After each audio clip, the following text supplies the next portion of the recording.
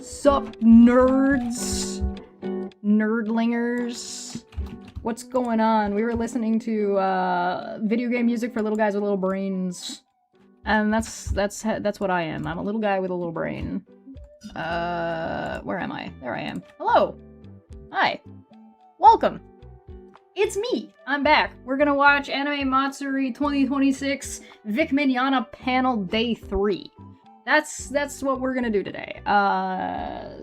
I've found that watching... Oh, here, I'll give you guys the link to this if you want to watch it yourself. This is the link to the playlist that I've got going on right now. Holy moly. I don't know why YouTube decided to delay me by 5 minutes, but whatever. Yeah. Little guy, right now the song that's playing is My Best Friend from Wobble Dogs. Some news. I found that watching these things, so we've watched The Company before, and The Company has been sort of along the same lines as Vic Mignogna, where there's been like some legal fuckery and some things going on, and I'm sure I'll have a little bit of court updates for you with that upcoming. I do need to do like a full walkthrough. I need to do like a proper timeline video, but I do want to do like a live walkthrough so I can walk you guys through sort of what's gone on and what's happened, and I can show you guys some of the examples and things that have happened and some of the dates. One, it'll be useful for me for doing a timeline video, and two, because I think a lot of the people who are interested in the Vic Mignogna stuff will be interested about how this online harassment campaign situation has rolled out both in court and like both online and offline.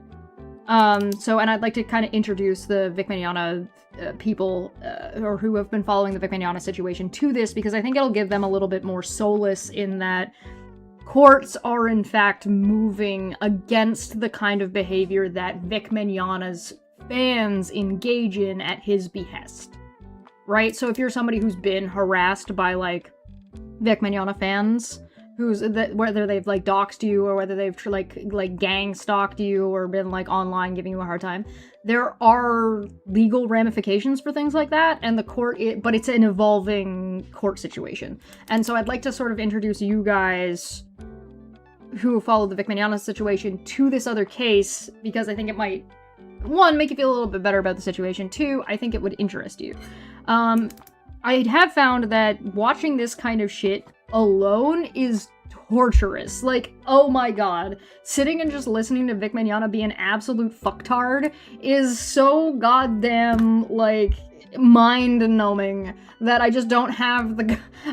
I have to do this stuff on a stream because I need you guys here with me to fucking deal and cope with the insanity that I'm listening to, because if I just listen to it by myself, I'm gonna be like, this isn't real, right? Nobody would do this. Surely nobody would be this stupid. On the other hand, if you guys have any other situations that you guys that is like in the same vein as Vic Mignogna's situation and Rekeda's situation and like the company's situation, send it my way. I would love to like check it out with you guys and let you guys sort of walk me through these other situations, because like, again, that's what I'm here for. That's what I do. I have a very unique set of skills, and it's this stupid shit. So, if you guys are interested and that's something that you want to do, please let me know. Let me know in the comments, send me a message on... You can DM me on Blue Sky, I'm pretty easy to get a hold of. If you email me, that's going to be the least likely way you're going to get an answer. But if you just, like, DM me on Blue Sky or, like, just leave me a comment. Apparently messaging is supposed to be coming back to YouTube. I haven't found it available for me yet, but absolutely message me on YouTube whenever they bring that back, for sure.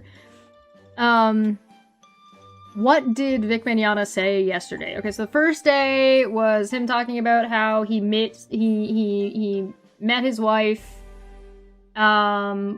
when she was, like, down and out or whatever, and he was down and out, and I guess they trauma bonded or some shit, I don't know.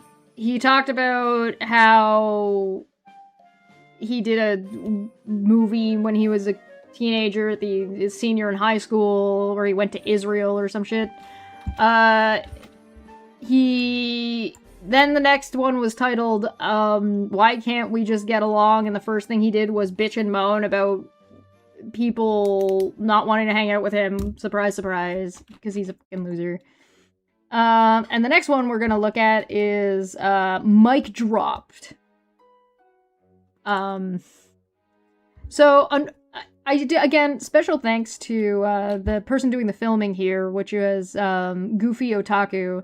Now, I'm sorry, Goofy Otaku, I'm sure I'm not the person that you intended this video to be for, and for that I apologize, but I do appreciate that you've put these out, and that you even caught Vic on camera saying that he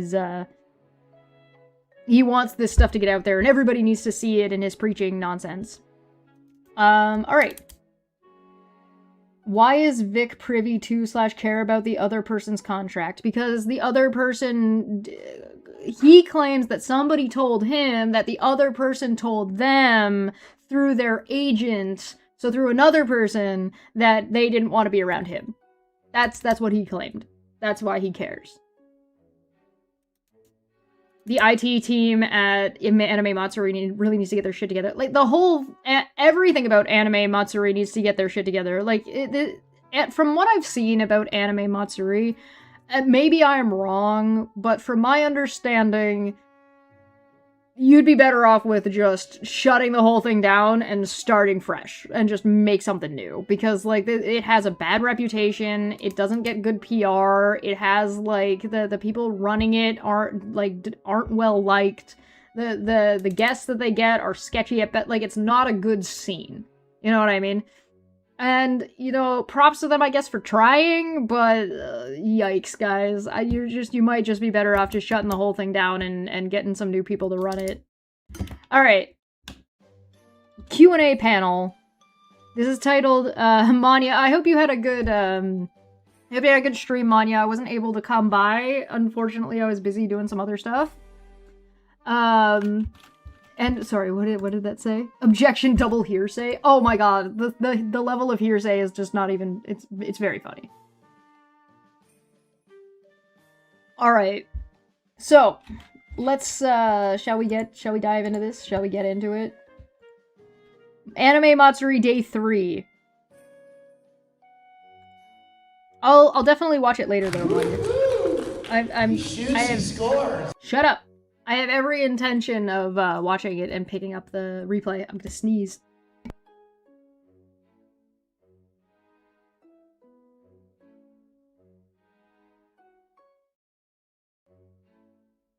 Excuse me. Alright.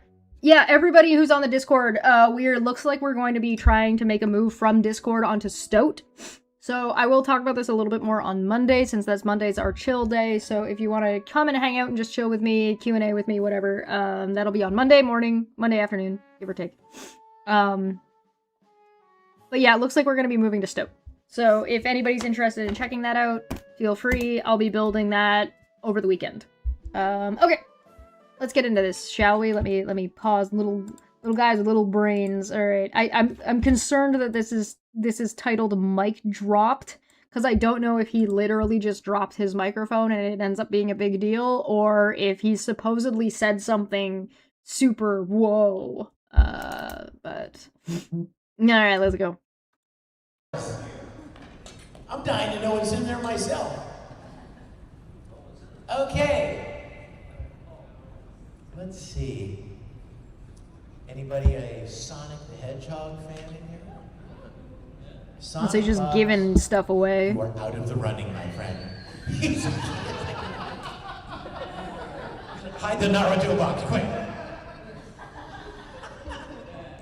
Bro, he is such a fucking youth pastor. Like his whole vibe is just youth pastor. I'm one of the cool kids, bro. Like there's nothing necessarily wrong with that. There's like a degree of creep factor I find that goes along with it, but Vic's creep anyway. So it's through line. All right, here's the Sonic the Hedgehog question. Who did I play in Sonic the Hedgehog? Oh my gosh, what should I do? You're right! You know what threw me off? When he said 123. It's kind of funny that it's, all the questions are not, like, they're not general questions about anime, they're all questions about him, which is, like, a little bit weird, like, you know what I mean? You know, like, that's it. If you wanted to wonder why, or wanted a demonstration as to why people think Vic Mignogna is like an egotist, he's gone to a panel where people have paid to see him talk, and he's asking them trivia about himself. That'd be like me going to a con, setting up a panel, having 20 people show up, and ask them trivia about me. Is that not weird? I'm way too... Hold on, let me fix this. I'm really washed out. Like, that's, like, unacceptable amount of washed out. That's better. This is, like, narcissistic metrosexuality. Yeah, metro is a good way to describe, yeah. A little self-trivia. I mean, I guess it'd be one thing if it was, like, if I asked, like, one of the questions. If it was one question, right? If it was one question. Even if it was all anime he was in, personally, like, that I could be like, alright, fine. But, like, every question being about, like, weird, obscure Vic Mignogna trivia so he can explain... Jesus Christ. It's weird. That's weird. Does anybody else know if there's anybody else who's gone about doing this? Oh yeah, I just got out of the shower, by the way. Does anybody else, like, has anybody else... Oh, you know what? Speaking of which... Yo, you right. We need the dodgeball sound effect.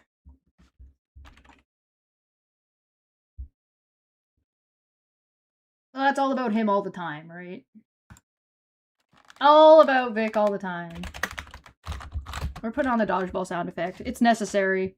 It's necessary. We needs it. Alright, let me get the sound level correct. Is that good enough? You guys hear that okay? Yeah, alright, let's go. And I was like, that's not the right number. 123 Omega. 123. You won! Good job, give it up for him. Yay. That box may explode when you open it.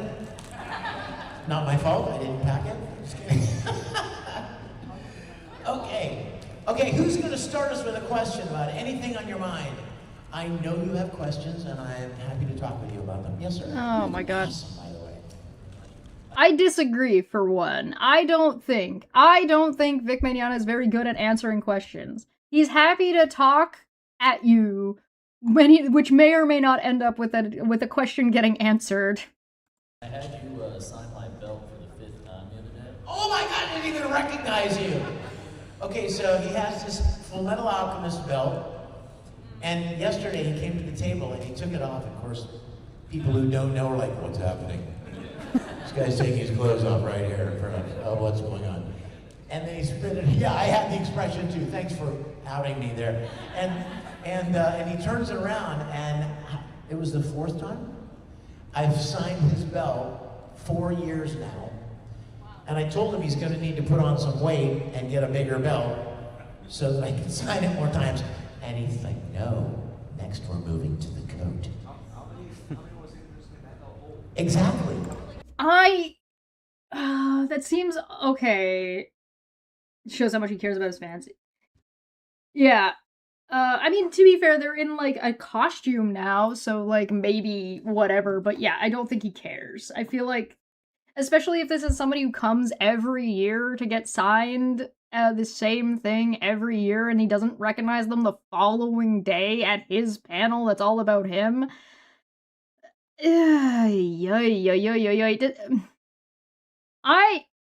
I'm not famous in any way, shape, or form. I'm not. People don't want me to sign shit. I would. That would be bizarre. But at the same time, if I were, I have a hard time, like, not that I wouldn't be like, what if somebody was like having just me sign their Full Metal Alchemist belt every year? Like, does that not seem odd to you? Like, I might not say anything, I might not stop them, but, like, I'd probably still be, like, a good sport about it and sign it or whatever and have a good laugh, but is it not, is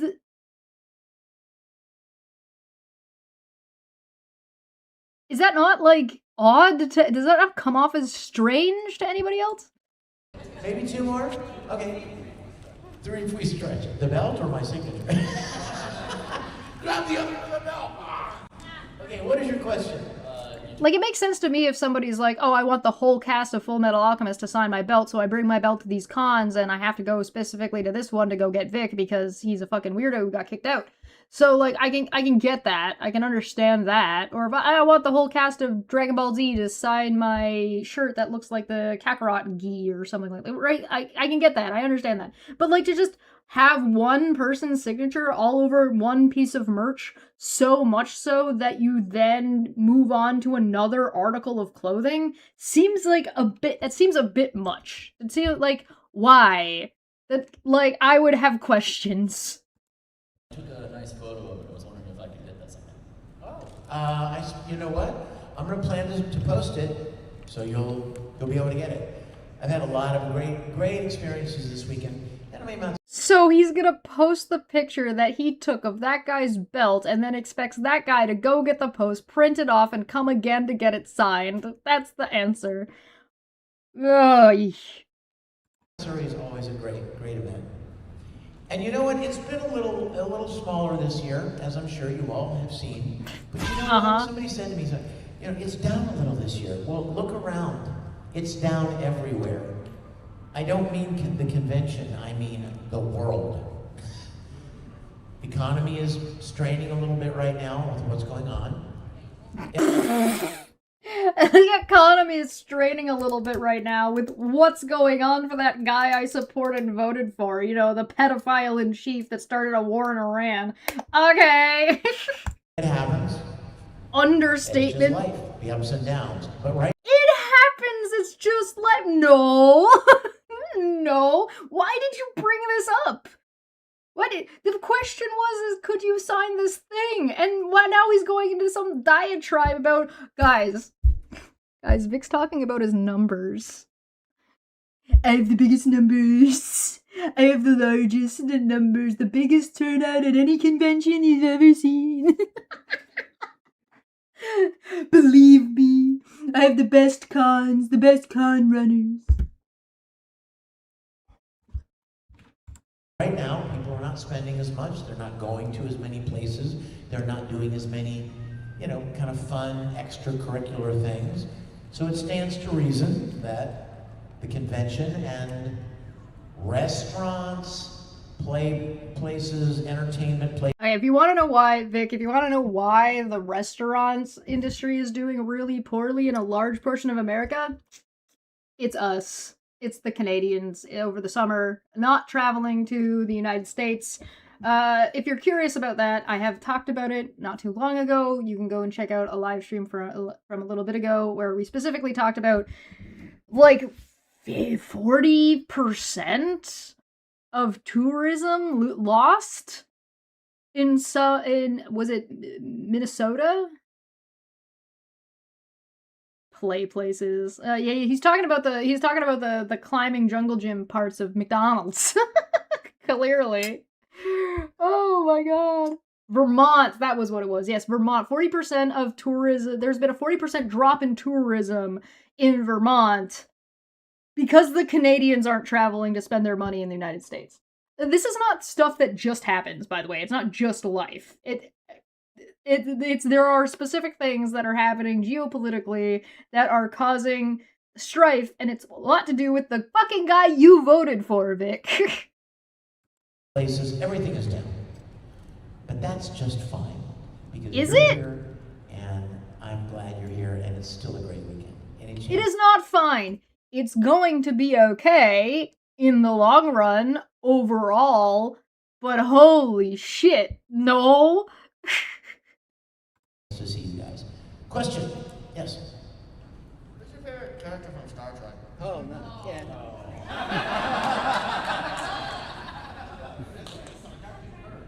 I should have security remove this man. For the That is not the same question that was asked yesterday. The question that was asked yesterday was, what's your favorite moment from Star Trek?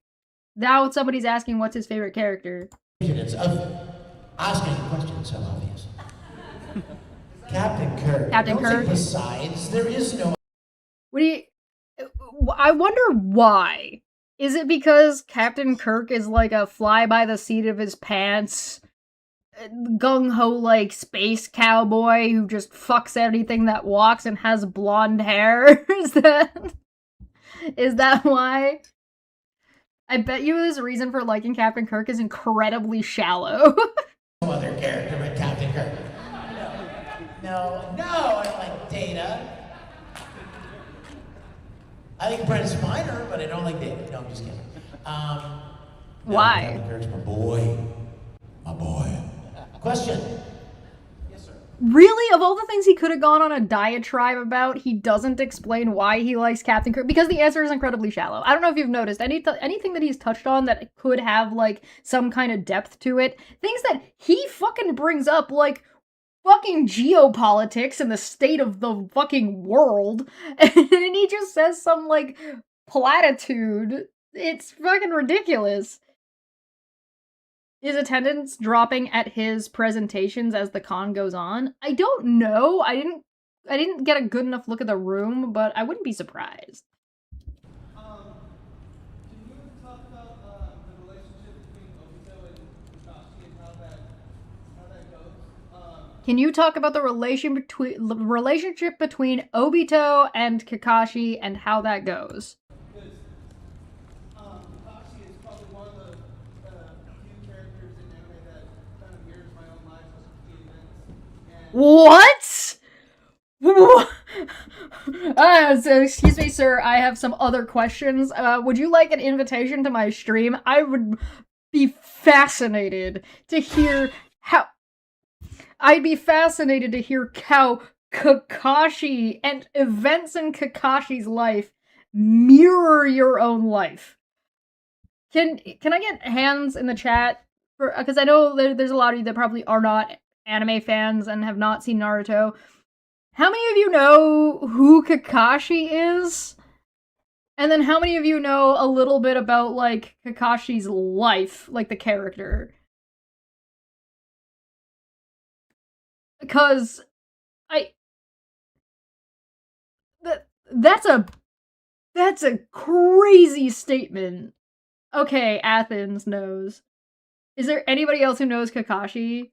Kakashi's suffering? Yeah, okay, Al knows. Okay, Hoiner doesn't know. I'm gonna give you just like a brief little thing just so you have an idea. I'm not gonna go into a big fucking spiel about it. I promise.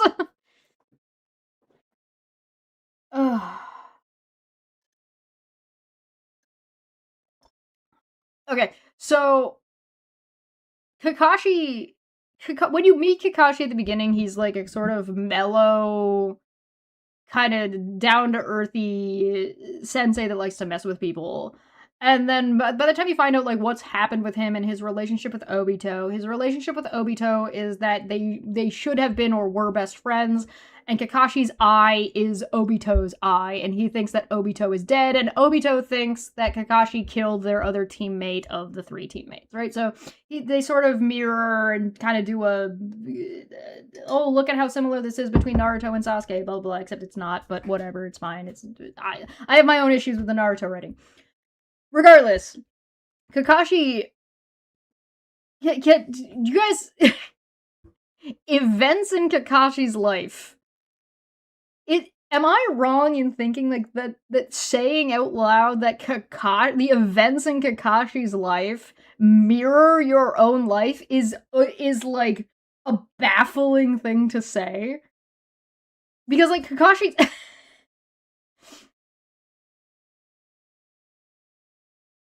Kakashi's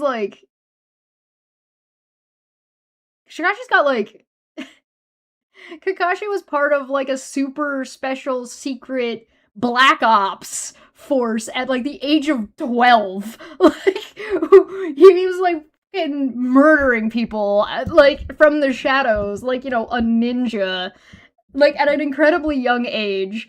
He got his best friend died under, like, got crushed under a rock and gave it, like, took his eyeball out and gave it to him. Like, what have you, sir, what have you gone through in your life? What? And I'm not saying this because I don't believe this person. I'm just, what? I need to know more about you. Your life sounds fantastical. What are you talking about?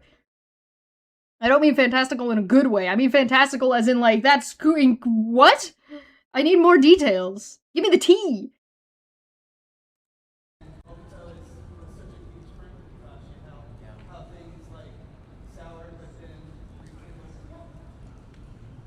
Well, things don't sour between three good friends. Things sour between two good friends because one of them thinks the other one murdered their other friend. And instead of communicating like normal people, they go on murder sprees. Because it's anime. I gotta tell you, I'm gonna be honest with you. And I really believe that I speak for a lot of voice actors when I say this. Don't. We often don't get a lot of the peripheral story. So now Vic is telling us that he doesn't watch the anime that he's in. He doesn't watch his own anime. He only knows his own parts. That's why he doesn't have any proper understanding of Edward Elric and the growth and story of the character. That's why his understanding of Tamaki is even as shallow as it is. Tamaki is presented in Uran High School Host Club as a very shallow individual. But as a very shallow individual. So like so his understanding of him is just the base level, his lines, and that's it. Oh my god. We are often given just enough to get the job done. Yeah. So unless you're a super duper fan yourself and you're like, I'm gonna watch everything, I'm gonna read everything, I'm gonna learn everything about every character, often you don't know a lot of the details and a lot of the subtleties in the relationship. Gee, I wonder why Vic Mignogna is not a great voice actor. It's because he doesn't really understand the character he's playing most of the time. But I tell you what I do remember. I remember when Obito lost his eye. And I remember... Obito didn't lose his eye. Obito got crushed under a rock and gave his remaining eye to Kakashi directly. He didn't lose it. Unless you're talking about the eye that got crushed under the rock, and that was fine. It comes back, he was fine. He survived that shit. He survived that shit and retained his eye. This is gonna sound really weird to anybody who doesn't know anything about Naruto. There's something called the Sharingan. It's fucking magic eye. Don't worry about it. It's a bloodline that gets passed down through breeding. Remember the relationship that the three of them had. What was the girl's name? Rin and Kakashi, right? I remember that relationship. And remember, can I just remind you guys, I probably recorded that 9 years ago. Okay, Lots sure. happened in the last 9 years. And I don't know if that including a lot timeline's of the right. recordings.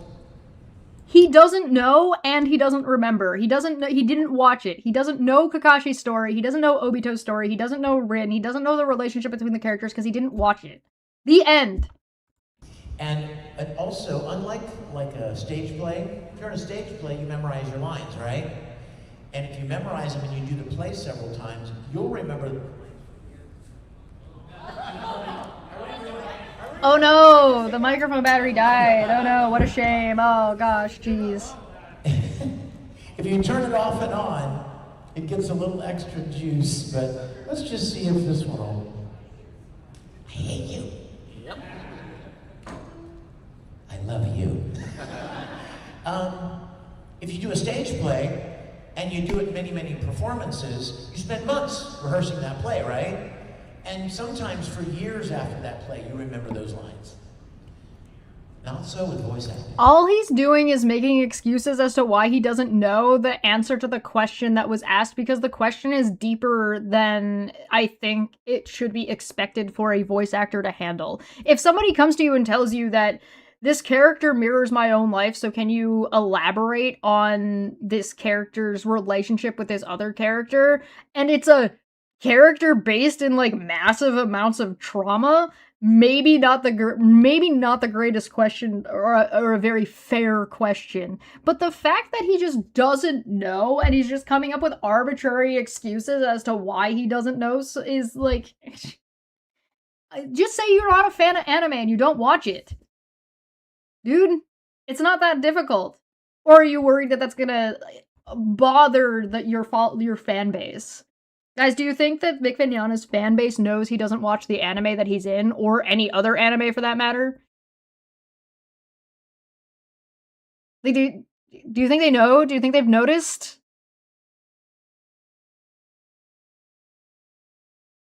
Alright, Orange Dot, I'm gonna ask you to settle down. I appreciate that you have your stuff, but the side chat is not necessarily the best place to be going about it. You could have asked the audience the question if, quote, you tell me what is your preference and build on that. Yeah, if you don't know the answer to a question, sometimes it's okay to just say, I don't know. On the other hand, sometimes it's okay to be like, well, from my perspective, the relationship between Kakashi and Obito is one of difficulty and miscommunication, where both of them are under the impression that the other one did something that they didn't. One of them thinks one of them's fucking dead. And, like, you should know that. That's not something that you wouldn't know as the voice actor, because you're voicing out the lines of him being like, haha, I'm Obito, and I've been alive the whole time. Like, come on, man. Or if you've forgotten, then that's also fine, right? With voice acting, not only are you not memorizing the lines, you just saw them for the first time 2 minutes ago, but if you deliver the line right the first time, you'll never see or hear or say that line again. And okay, you and? To other lines and other shows and other characters, and it's You're saying that, like, there's a difference between the line saying, okay, bye, or saying, oh, Kakashi, I've been alive the entire time. I watched you kill Rin! Like, there's like a big, long, elaborate moment that the interaction between these characters. And even if you're not in the room of the other voice actor or in the same studio at the same time, you have the script, my guy. And even if you got the script 20 minutes ago, you have to have some understanding at least of what the delivery is supposed to be. How could you possibly, even if you did get it the first time, arise. Like, even if you did get it the first time, I am atomic. Right? Like, it doesn't make any sense. Right? It doesn't make any sense. Really hard, unless you're like super into it, to remember a lot of the details. The one thing I remember about that. You don't have to be super into it to remember some of the details, and especially if you want, if this person is asking for like a fucking dissertation about the complicated relationship between two characters, whoever those characters may be, and maybe you're not, this is a Q&A panel, nobody's expecting a fucking dissertation. I don't think the cult notices, they just eat all the bullshit and the prick poops out. Yeah, do you guys think that Vic Mignogna's fan base has ever been at the point to reach cult level? I don't it's definitely like cult of personality-esque, but I don't think it's reached like, this is officially a cult. Let me know what you think. Was the closeness between those three characters and Obito's feelings about Rin, and didn't he kind of like, I'm counting on you to take care of her kind of thing, right? That stuck with me here 8, 9, 10 years later. Question? But you have nothing to say about the relationship between the characters. Okay, so he didn't answer the question, and he doesn't know, and all this did was demonstrate that Vic doesn't watch anime. He's not an anime fan. Which is fine, he doesn't have to be. You can be a voice actor and not be into you can be an actor and not like movies. You know what I mean?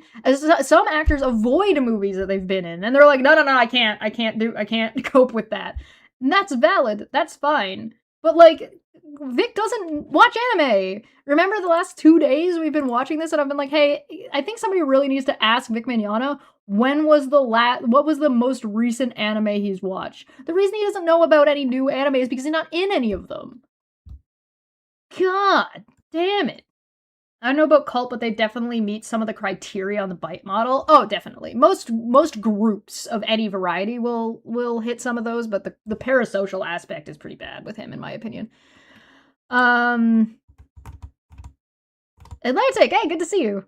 I think they're likely fans who have formed a connection with the characters he voices. Absolutely. I wonder how much they've actually learned about Vic. That I don't know. Vic likes to have a very, pretend parasocial personal relationship with his fans. That's like, at least I call it pretend. I shouldn't say pretend. I call it fake. He's fake. He wants you to feel more of a connection than he ever does, and it's a weird power thing. He behaves like a preacher. Oh yeah, he does. He very much does. He's very much, he gives off cool youth pastor vibes. Anybody? Yes, ma'am. So first, love the jeans. Oh my god, stop talking about his stupid fucking pants. Here we go again with the pants. Second, if you could go and voice act for any character in anime right now, like bust out of here and go voice act for them, who would it be? Alright, before he answers, do you think he can answer with a new character? Like a newer anime? I bet you he's got like, do you think he's got enough tertiary knowledge to know that like solo leveling exists? There's no way he's gonna pick something new. Alright, go. Look at it, he doesn't know. He has no clue, look at his face. He's stalling. He has no idea. I know my story, anyone would be fine. But honestly, I'm not super up on what's going on right now.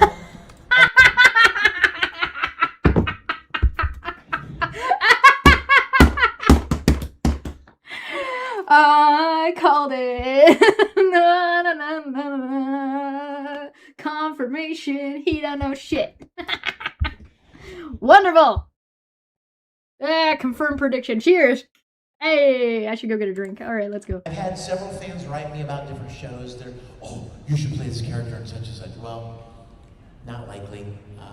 That's not the question. Thank you. You know, I love that people think of me for certain things and think Donk. I might be good for this show or that role or whatever. This show or that role?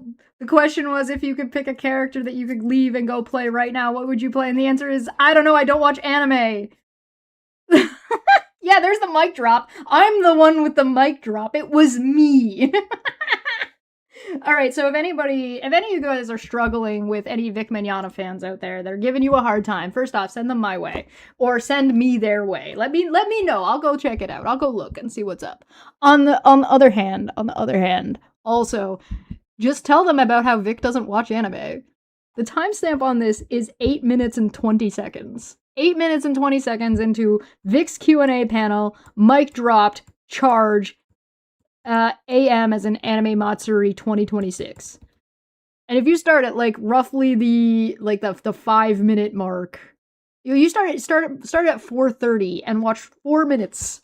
4 minutes of him talking about how he doesn't know anything about fucking anime at all. Vic may have only remembered shit that he's done. He barely remembers that. He just went on a whole diatribe about fucking Obito, and he doesn't know anything about anything. Even the stuff that he was in, he barely knows. The only reason he knows as much about Full Metal Alchemist as he does is because, one, it was huge, and two, he was the main character, so he was in so much of the anime, so he had to know more about it, right? So, because it made him popular, so knowing it matters. Whereas opposed to, like, him watching anime that he's not even in, in his defense, alright, it might be painful, right? If I didn't think he already didn't watch anime beforehand and was not an anime fan even at the time of Full Metal Alchemist and stuff when it was first coming out, I don't even mean Brotherhood, I mean, or the original, or the first thing, whatever. Like, even then, if I didn't already think he was like this, I would be willing to give him even a little bit more leeway and say, maybe he doesn't want to watch anime anymore because he's no longer part of the industry and it hurts his feelings. Like, it makes him feel bad on the inside. So he doesn't want to watch it anymore. He doesn't want to participate in something that he used to be such like, what he believes to be an integral part of. Right? I can understand that.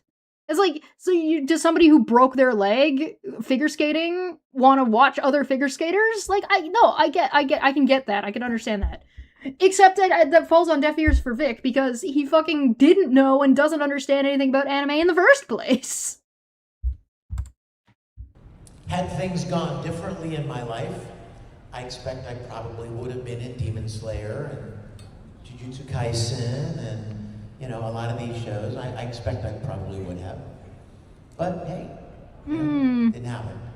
And I don't know, wasn't Vic already sort of falling off from my understanding of his career? Like, even without the Broly movie blowing up in his face and people finding out more about him because it was getting more notoriety, which is basically what happened. Like, he didn't really have like his career projection wasn't that great, right? He wasn't in any of the new stuff. Like, I think the last one he was in was oh no, what's it called? Morose? The Morose something or another. Something with an M.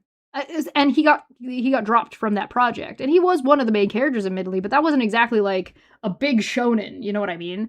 So he might still have like Obito was a really important character in Naruto, later Naruto, but also wasn't like in it a whole ton. So like I'm pretty sure like maybe he would have been like a lesser demon in Demon Slayer, right? But he wouldn't have been like one of the Hokage, the Hashiras. Like, he wouldn't be one of those, right? Like he might have been like a teacher in Jujutsu Kaisen in the school that had like 2 or 3 lines, and like, yeah, like I just don't think he would have been. Ruby is older than the Morose Monokin, whatever. Ruby's old now. He also got dropped from Ruby, if I remember correctly. I might be wrong though.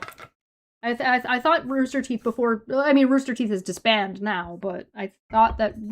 I think it's possible that had Vic Mignogna actually been a nerd, right, and had Vic Mignogna actually like been into anime and into like the nerdy side of the culture, and he didn't have all this creep behavior, I would not be surprised if Vic played like on the Stinky Dragon or the Stinky, the you know what I mean? Like, I would not be surprised. Right, but I do not. But he's a creep, and people don't want to work with him. He got dropped as Rohan too. Yeah, exactly. Yeah. I just don't think so. He was actually he was whining at Funimation as to why he wasn't getting as many roles. Yeah. I have learned to be grateful for what I have, and But so I don't really know a lot about other characters right now that I would say I'd love to play that character. And I'll tell you something else. People used to ask me that question. If there, if you didn't play, who is a character you wish you could have played? And I can see plenty of characters that his voice would fit for. I just don't see him getting the roles. Do you know what I mean? I just don't. I like his voice differentiation isn't there. The industry has moved on without him and was moving on without him regardless. The expectations for voice actors has changed between the 2000s and 2026. The expectations, the level of coherence, the level of production quality, and the expectations of what a voice actor is supposed to be able to do and is capable of, right, has changed. And Vic Mignogna just does not seem capable. And again, just from my fucking understanding. Yeah, no worries. But I can see there being characters that his voice would fit in fine. I just don't see him getting the role because there's other people that can do a better job. You know what I mean?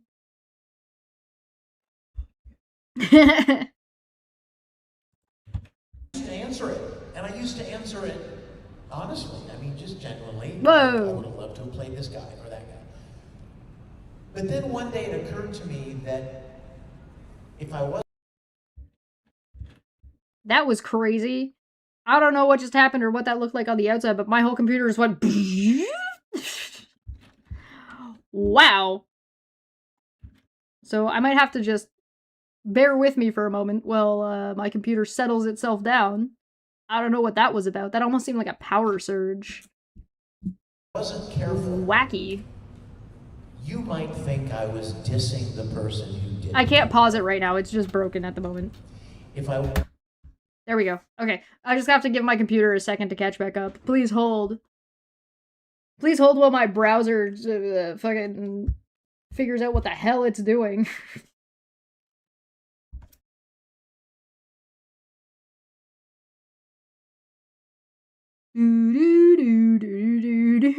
Holy moly.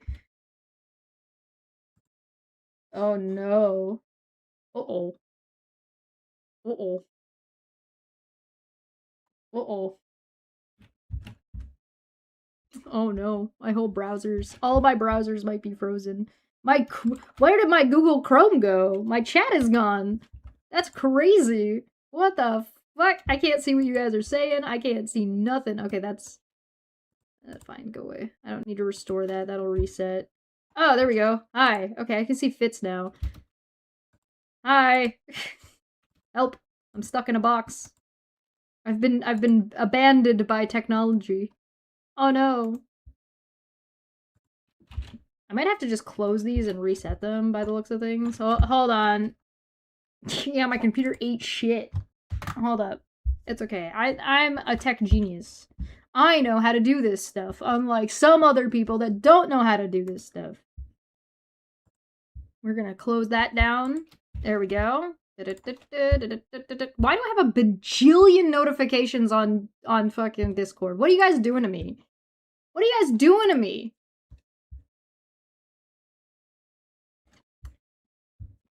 Alright, let's go here, reset this, restore. Do we get the do we get the fast mode of this? Oh, it looks like we get part of the fast mode of this. Oh, we only got one of them. Where's the other one? There we go. There's the panel. Shut up!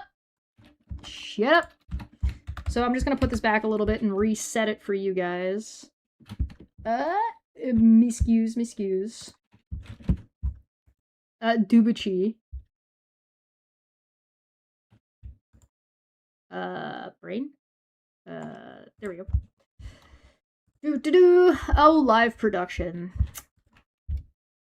10 out of 10, I am still a better tech guy than whoever they got at Anime Matsuri. Guaranteed! Cinema mode, please. Thank you very much. Alright, can you guys see that? Can I see this? Tell me if it moves. And I'll tell you something else. Good? Does it look good to you guys? Are we good out here? Looks good on my end. I just want to make sure it's good on your guys' end.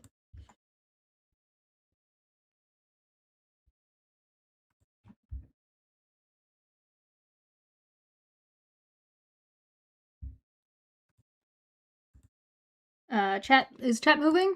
Chat has not been reset. Okay, I'll get chat then. Let's go. Let's fix chat real quick. Okay, reset. Alright. Chat should be fixed. Alright, guys, put emojis in the chat. Whatever ones, I don't care. Put some emojis in the chat so we can see if chat's working. And the wall is working. Make sure the wall's still functioning. That could have gone down too.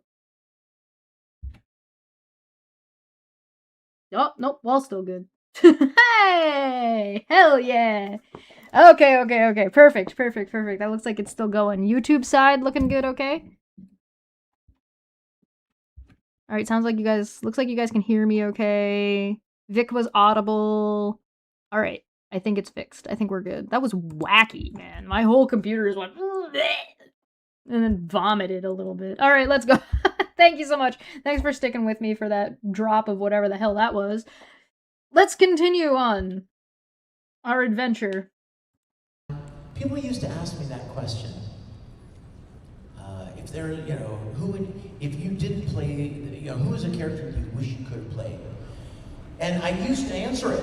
And I used to answer it honestly. I mean, just genuinely, like, I would have loved to have played this guy. As opposed to lying to people for no reason? Like, what are you talking about? Or that guy.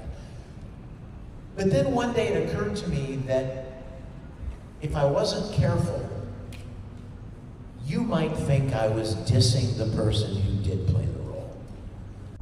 Nobody would have thought that unless you were being a dick. Sounds like that's what you were just doing. that's such a that's so nonsense. What a nonsense excuse to not know anything about anime. Because that's the whole reason he's bringing all this up, is just to distract from the fact that he doesn't watch anime. You don't have to watch it. It's okay if you're not an anime fan. I think that he thinks that it's not okay because he doesn't think his fans will like him as much if he tells them that he's not a fan. Which might be true. You know what I mean? That it's highly possible that somebody could misinterpret my saying, I would have loved to play Kakashi. Yeah, that would have been fine, and nobody would have thought anything other than Kakashi's a cool character, and I can understand why you would want to play him. Like, it ain't that deep, dude. And even if somebody did misconstrue that and say something about it, they would get brushed off. Oh, Sony. Yes. Oh, 100. Oh my god, Eren in Attack on Titan? Yeah. I could totally see that. Yeah. I'm same page. I got you. I see where you're coming from. 100%. They could misinterpret that with me saying, that was Yuri, wasn't it? That Yuri Lowenthal did a bad job, right? That somebody would think that I was somehow saying I could have done a better job than the actor that did it.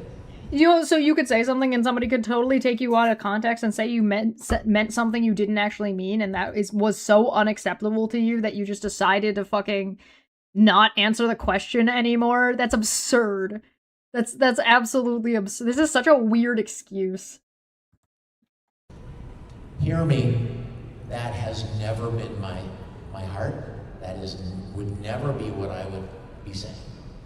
I don't believe you. I actually believe, without a shadow of doubt in my mind, that Vic Mignogna thinks he would do a better job than other people at certain roles. And that's okay. That's a normal human thing to think.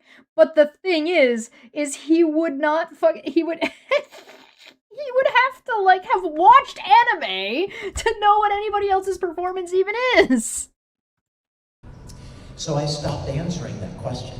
That's because stupid. I never wanted the voice actor that did play the character to think that I was throwing shade. Do you think that's what other voice actors mean if they say that about your role? If somebody's like, man, I would have loved to play Tamaki, or I would have made a really good Edward Elric, or I would have loved to play this role. I would have really loved to play Dark and D and Angel. Do you think that? Is that what you think? You take it as a slight, as if it has anything to do with your performance at all? Because the question isn't about the performance, it's about the character and the role. It has nothing to do with the other actor. How much you want to bet, like, fucking Vic wants to play Cloud Strife? And in no way in hell is that ever gonna happen. Could you imagine Vic's fucking voice coming out of Cloud's... Oh, no! On their performance. If I could play any character in anime history now, I'd love to play Barrett. Speed Racer. And the only reason I'm saying that and breaking my own rule is because that's ancient history. And the only reason I'm only gonna say this about something old because I only remember older things because I don't watch anime, so I don't know any of the new shit. Jesus Christ, dude, you don't have to put on this fucking pony show. say that character is because I remember being a little boy and pretending, like trying to imitate Speed Racer, Pops Racer, Chim Chim. I would like to remind you that Vic Mignogna said that imitation was not a good way to do and practice voice acting. He said that yesterday. Spritle, all of them. And I didn't even know it was anime.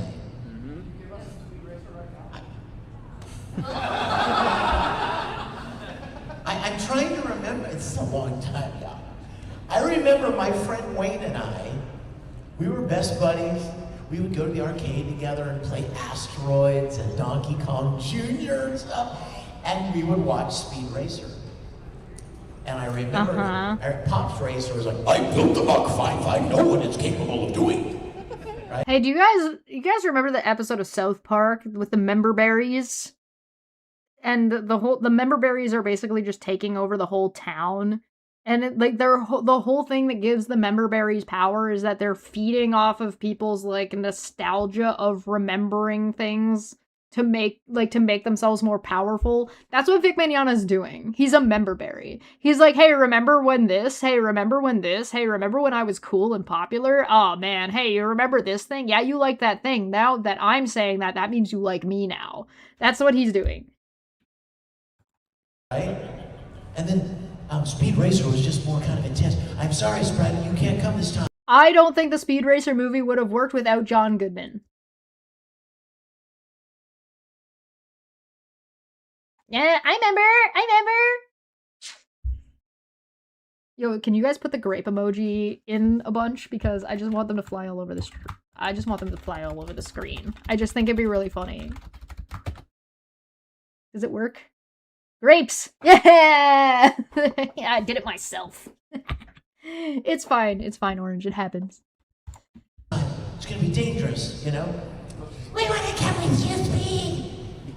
And we did our best to try to imitate these characters. Now, can I tell you why that means so much to me? I was 12. I would like to remind you that we're gonna member the question. Remember the question was, if you could play somebody at like a new role, what would you pick? I had no clue where my life was going. Oh, thank you for the stretch. I was imitating anime characters. And I didn't know that it was anime, and I didn't know that I would ever become a voice actor in anime. Hey, guess what? I can do the voice for Bulbasaur. What's your point? Bulbasaur's really Bulbasaur. It's not even hard. It's not even hard. You could do it. You at home, you could do it. You could be Bulbasaur. You could be Bulbasaur right now. What's stopping you? Be Bulbasaur. Do it. Do the Bulbasaur song. You all know the Bulbasaur song. I know you know the Bulbasaur song.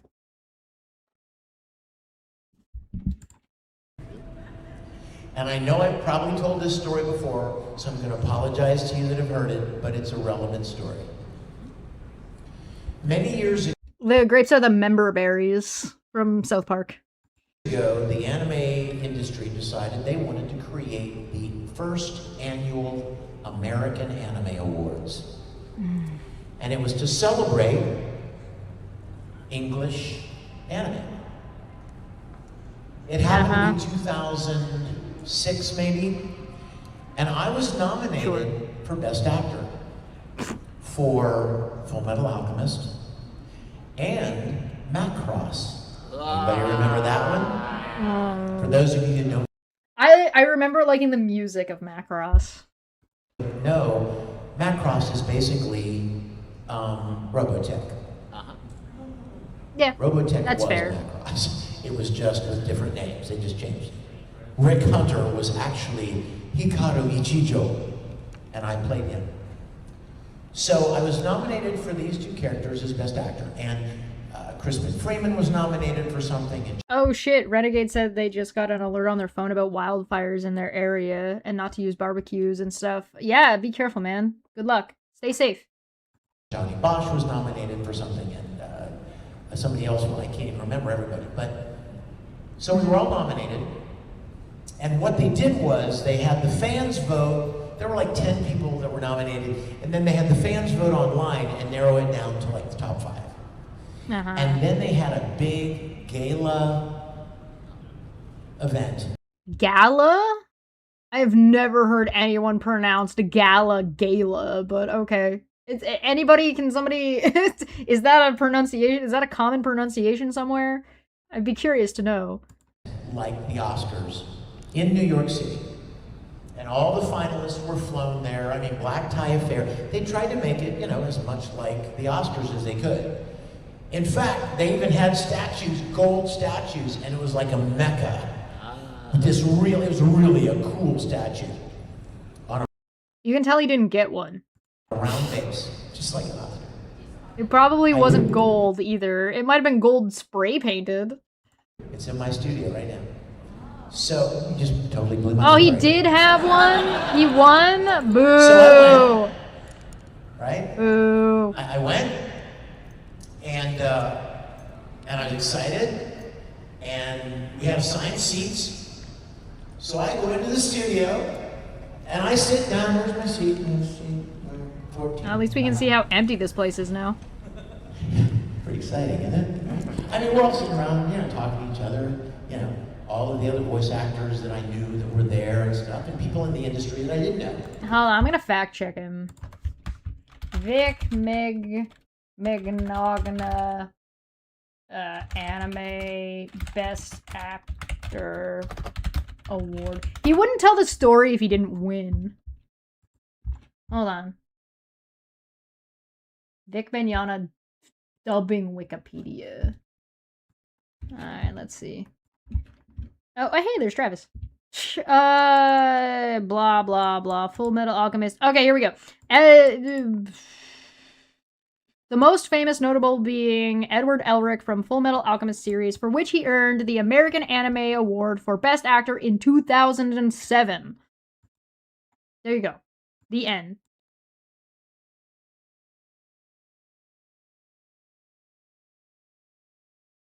Oh yeah, I forgot he's Ikaku in Bleach.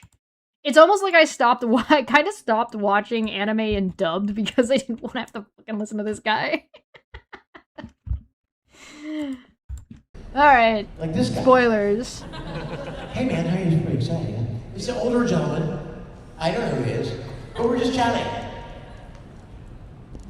It's starting. It's so exciting. I'm so nervous. And they start doing the... Yeah, I think Sony's right. Like, let me know if I'm pronouncing your name correctly. If I'm pronouncing your name wrong, please correct me. Like I said elsewhere, watching these is easily digestible when you see pushback happen. The empty seats is also a comfort. Yeah. And like, it's good to know that at least to some degree there have been consequences that have not enabled Vic to be more problematic in other places. You know, the nominees for the...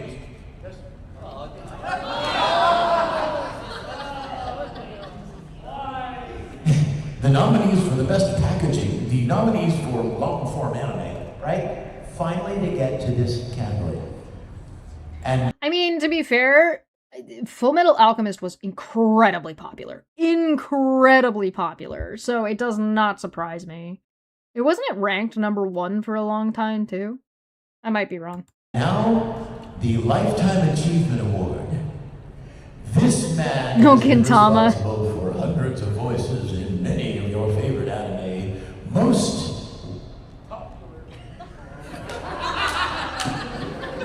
Oh yeah, just break the equipment, Vic. That'll fix it, you fucking caveman. You're gonna break the microphone. You gonna pay for it if you break Most it? well known as Speed Racer. And I'm like, oh my gosh, Speed Racer? Speed Racer? Don't mess with me, I'm a stage actor. Are you? How to project. And they go, please welcome Peter Fernandez. Yeah, I say FMA as a 10 out of 10. Full Metal Alchemist, even I know. Yeah, Full Metal Alchemist was very, very popular. Even Full Metal, when they redid it, same with, like, they did Hellsing, and then they did Hellsing Ultimate, and they did Full Metal Alchemist, and they did Full Metal Alchemist Brotherhood, because, like, at the time, there's, like, a whole, like, way things, the production and the way things were being released at the same time as the anime, and whether or not the anime caught up, and that's where you get a lot of filler arcs and stuff like that. And why you have, like, certain things like Soul Eater having the anime Soul Eater has a really wacky ending that doesn't really make any sense. Like, things like that happening. This guy gets up. What? And I was sitting beside him the whole time. Speed Racer.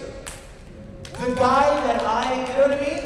That I would imitate when I was a little kid. He goes up, he gets his award.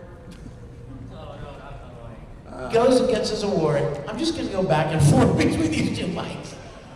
And he brings his award back. And by this time, I'm sitting there like this, right?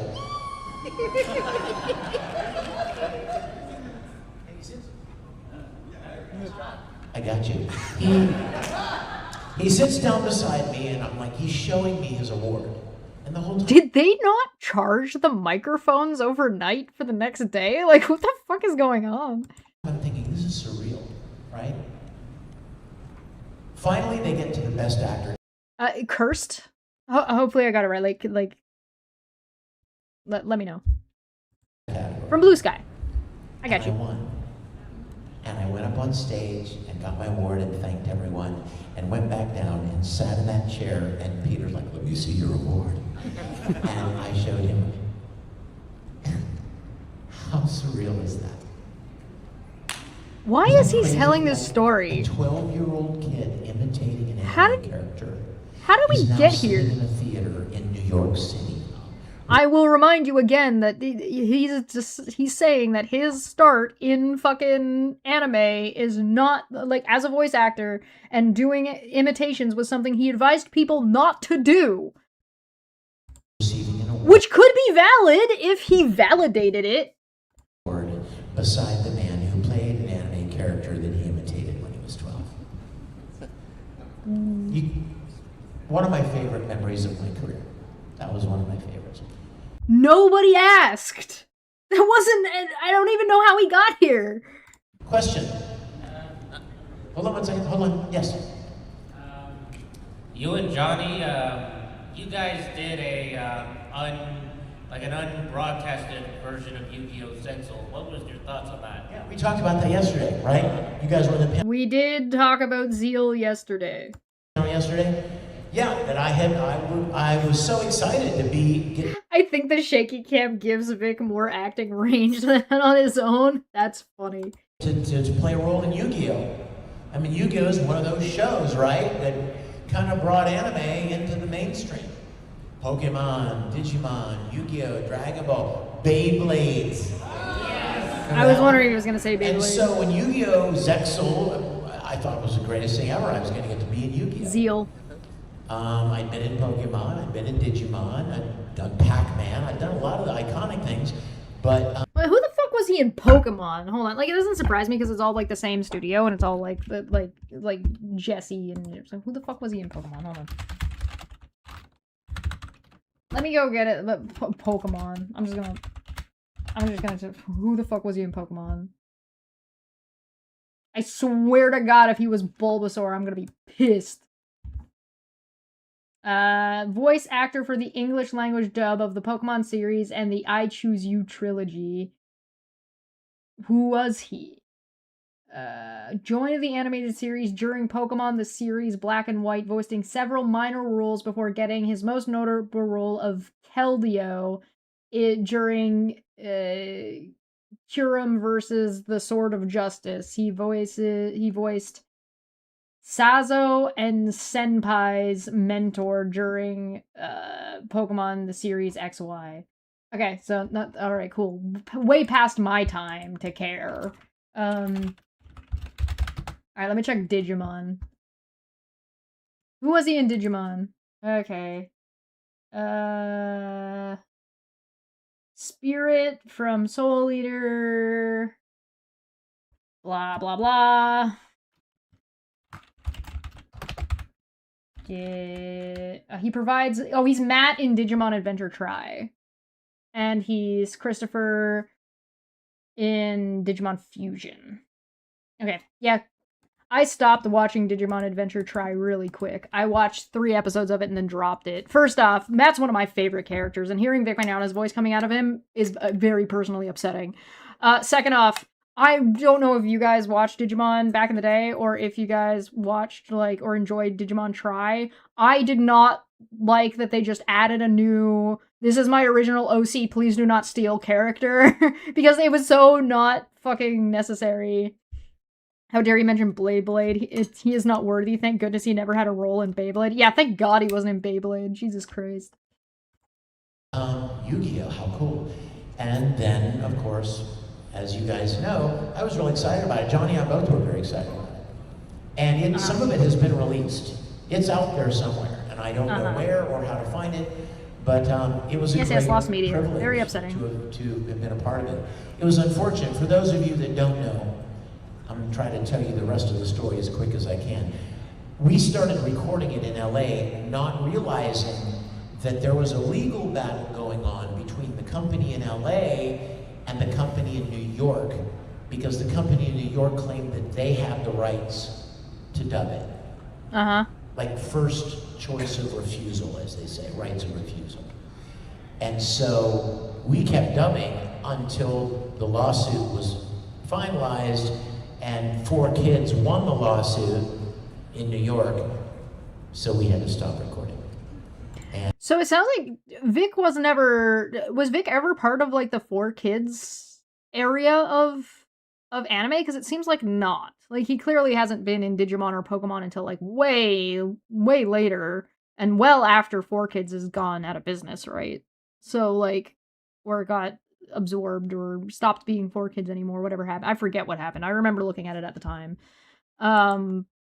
But so, because that would have been Beyblade, Yu-Gi-Oh, that whole block out of YTV and shit, right? I guess YTV would have been a different company, but that was Chorus Entertainment.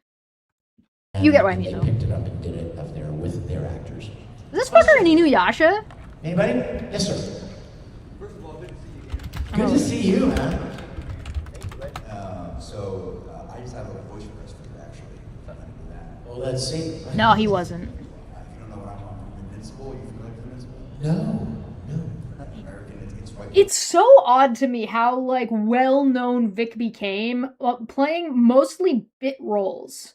Like, Spirit is not, like, a big, very important character in Soul Eater. Like, he's there, but he's not, like, huge. Fucking, like Stein is more important and has more work and lines.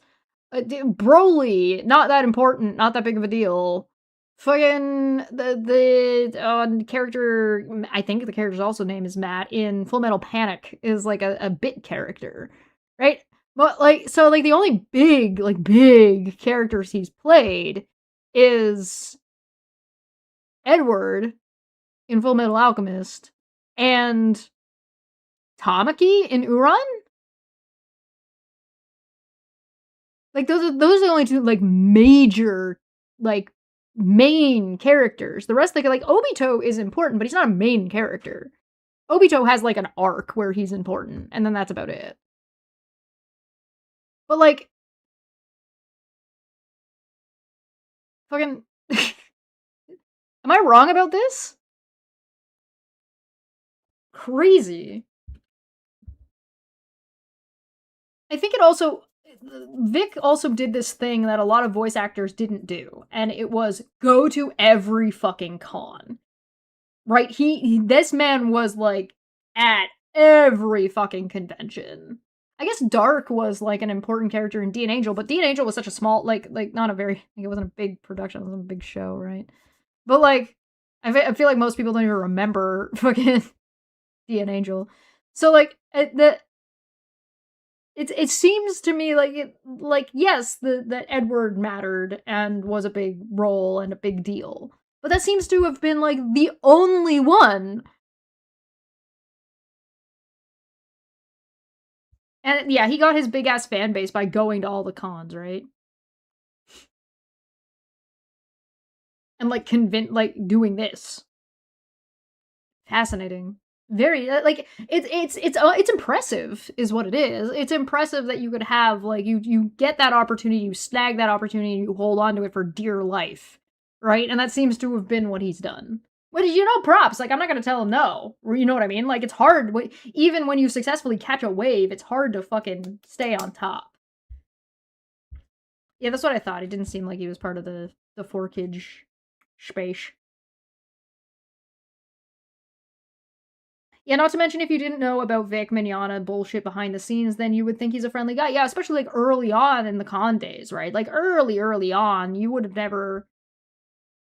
He became, like, a sort of, like, everybody knew, but that was, like, after the fact, right? Fascinating. An older male figure who is kind-hearted and easygoing and makes you feel like you're special in a space where you're, like, the bullied nerdy kid in the 2000s watching anime, right? It's so easy. So easy. Yeah, the power dynamic. Dragon Ball. Wait, it's what? It's white people Dragon Ball. What is? Sorry, I gotta put this guy back. I got distracted. I just have a voice request for you, actually. If I'm gonna do that. Well, let's see. If you don't know what I'm on, Invincible. You familiar with Invincible? No. The principal? It's white people Dragon Ball. Wait, it's what? It's white people Dragon Ball. I love it. White people Dragon Ball. Oh, we're really? You're the Broly equivalent? Conquest is my name. I don't have a name, just a purpose. I love it. Conquest?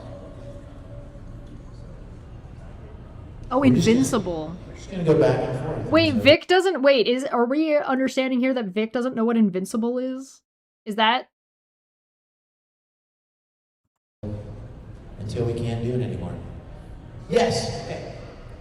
When he gets introduced, he's stand ready for my arrival, worm. Can you do that in the Broly voice? Broly voice. Do you do it? I want you to do it, and then I'll do it. Ready? For your video. Ready? Stand ready for my arrival, worm.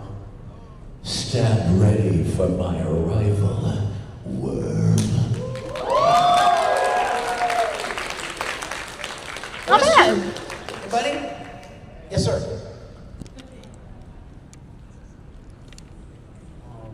What got you into voice acting, and what would you recommend for Oxio in the chat says, it still kind of sucks to live in a reality where Vic is a complete fraud. I hate finding out people who made your childhood turns out to be the spawn of Satan.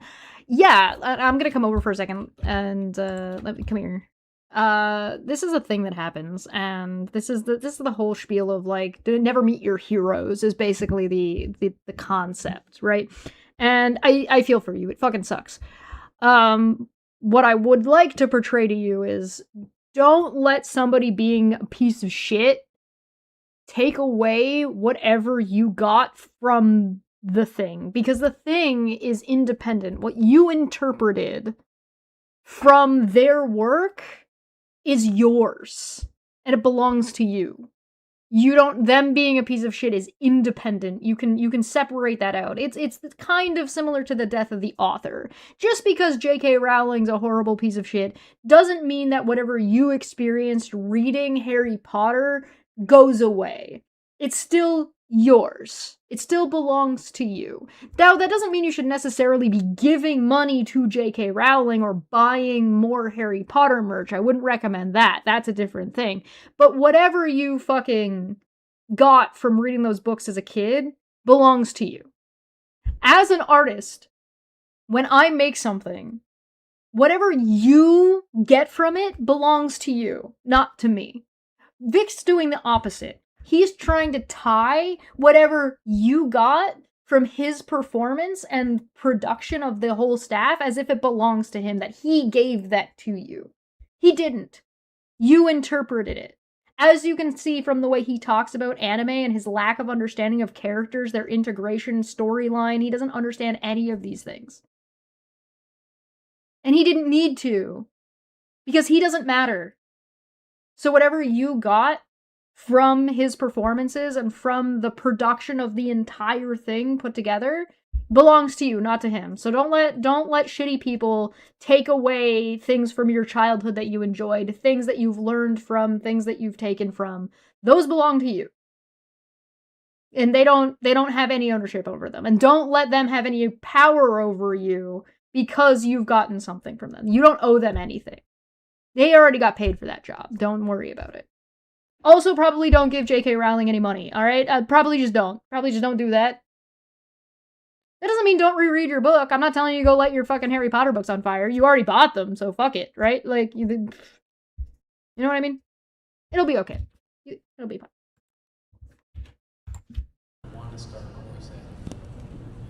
What got me into voice acting was a complete fluke. Yeah, correct. Or God. Depending on... Why not both? For me, I believe it was God. It was an opportunity. I think if you believed if it was God, you would have said God first instead of fluke. I think you believe in God. I just think you also believe it was a fluke. But okay. And I'll tell you why I think that. You may be thinking right now, oh my gosh, really? Is he gonna... Yeah, support your local library.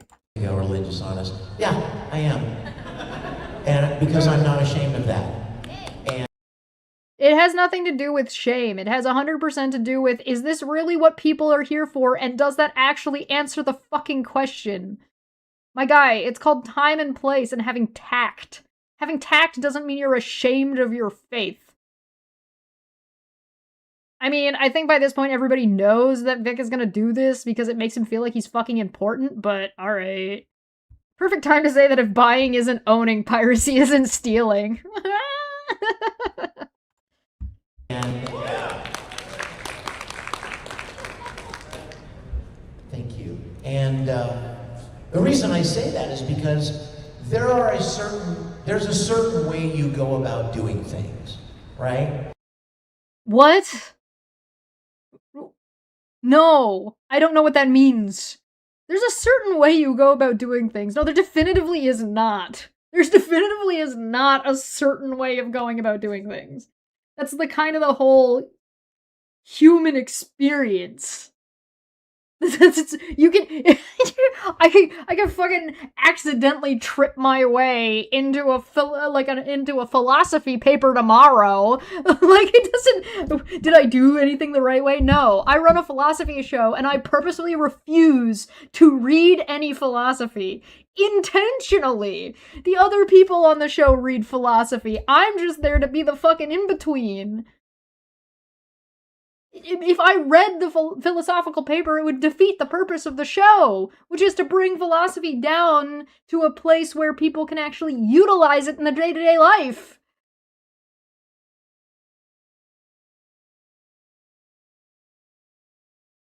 Fucking my god, dude. There is no specific way that you need to get things done. You can just live your life and have goals and do things to achieve those goals. Also, don't do what I do, because I am notoriously unambitious. Notoriously unambitious.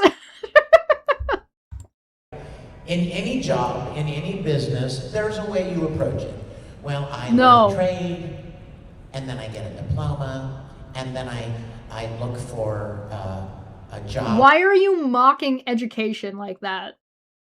Why are you mocking just going to school and then getting a job? Which, again, we are living, like, can you be more out of touch? We are currently living in a situation, particularly in the United States, which is where he is from and where he is currently doing... Wait, where is Anime Matsuri? Is that in Vancouver? Is he in Canada right now? Get the fuck out of here!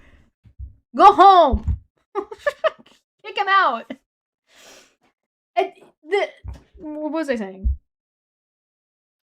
We're in a climate, right? We're in a current climate where fucking... Yeah, why isn't he charging one mic while he's using the other? I know, right? Renegade, please, send help. We're currently living in a climate where a good number of people, younger than Vic Mignogna, like a generation below Vic, who were promised go to school, get a job, buy a house. They were promised this, like, American dream. And it's been overrun with corporate loopholes. Socialism for business, capitalism for the rest of you.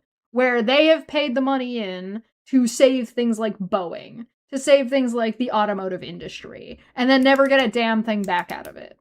They were told, spend all this money, be in a bunch of debt, sign off on hundreds of thousands of dollars worth of debt at 18 years old, go to school for 4 years, get this diploma, you'll come out, you'll have a job doing X, Y, or Z, and you'll be able to pay it off and pay for it, and that's your future.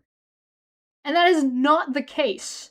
You are speaking to multiple generations now below that generation where that started, right? At the tail end of Gen X, maybe, definitely the millennials. Right? Some restrictions apply, void where prohibited. Exactly.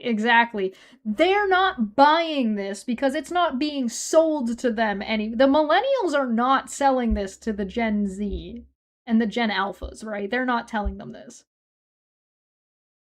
So, Vic, you are lucky to have grown up and privileged to have grown up in the space that you did that would enable you to have taken that route. But do not sell this route to people or talk about this route as if this is a viable situation currently at all, because it is definitively not. Openings, and I submit an application, and then maybe I get an interview, and then maybe I get a job. Like, there's kind of a, you know what I mean? There's kind of an order of things. For me, there never was. It's just a lie. It was just a lie that was sold to people. I didn't even, voice acting, what the heck? I didn't even think about that. I loved acting. I loved music. I loved creating things. I acted any chance I got. I played characters. I did community theater here in Houston. I was living in Houston at the time, by the way. I did programs for my church. I did performances all over the place. Not for money, just because I loved acting. And one day I was working on a video production, and a friend of mine. Megan Fox's giant boob says, but Chesh, it used to work that way if you were white. Did it? Did it actually ever properly function? I don't know if it did. I think maybe you had a better shot at having that function if you were white and well enough off. If you had a good enough starting point and you were white, you would have a way better chance of this route being functional, being an option that you could take. I'm not sure if it really ever applied to, like, with a broad brush that they tell you to.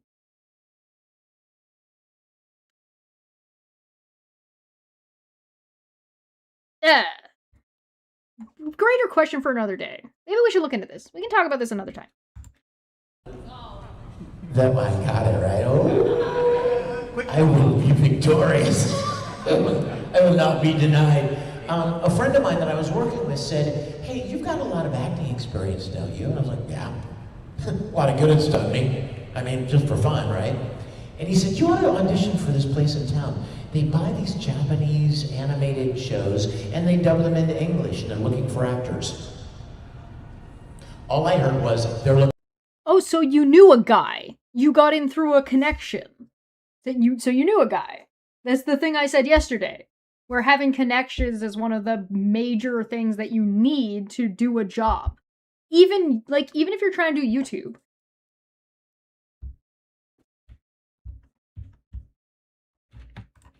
Looking for actors. Because that's what I loved. I didn't ask him how much it paid. I didn't ask him how it was going to be distributed. I didn't ask him if I'm going to be famous. I didn't care about any of that. I just loved acting. So I went. You literally just described that you were complaining about it and how it wasn't doing you any good.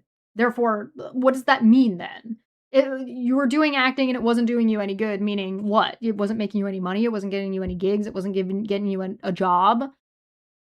So what? Bullshit! It was a paid position to do the thing you loved. There's nothing wrong with wanting to get paid for your fucking work. Jesus Christ. What is your problem? To this place, and I went in. It was a tiny, I mean, it was the size of the stage. It was just a little studio with some recording equipment. That is actually kind of big for a recording studio in, like, what year? 2002? A couple of TV monitors, and I auditioned for Vega in Street Fighter 2. Oh my god. Notice they're dying a little more quickly. Then plug it in, Street idiot! Fighter 2. And I got cast. And I'm like, wow, that was fun. Weird. Because it's weird the first time you see your voice coming out of a character's mouth. It's kind of strange, but it was fun. And it was acting, and that was the fun part. So I just went on with my life. I was doing video production and recording and playing music. I wrote jingles for ad agencies and a lot of TV commercials that you probably even know here in Houston. Can I be a dick for a minute? Will you guys forgive me for being a dick for a minute? I worked in the church. I did puppetry. I did video. I did audio. I did stage performances. I worked in radio. Because I went to school for radio for a year before I dropped out. So I was writing jingles and hosting shows. I used to be able to do a lot of impressions. None of this means anything, is what I'm saying.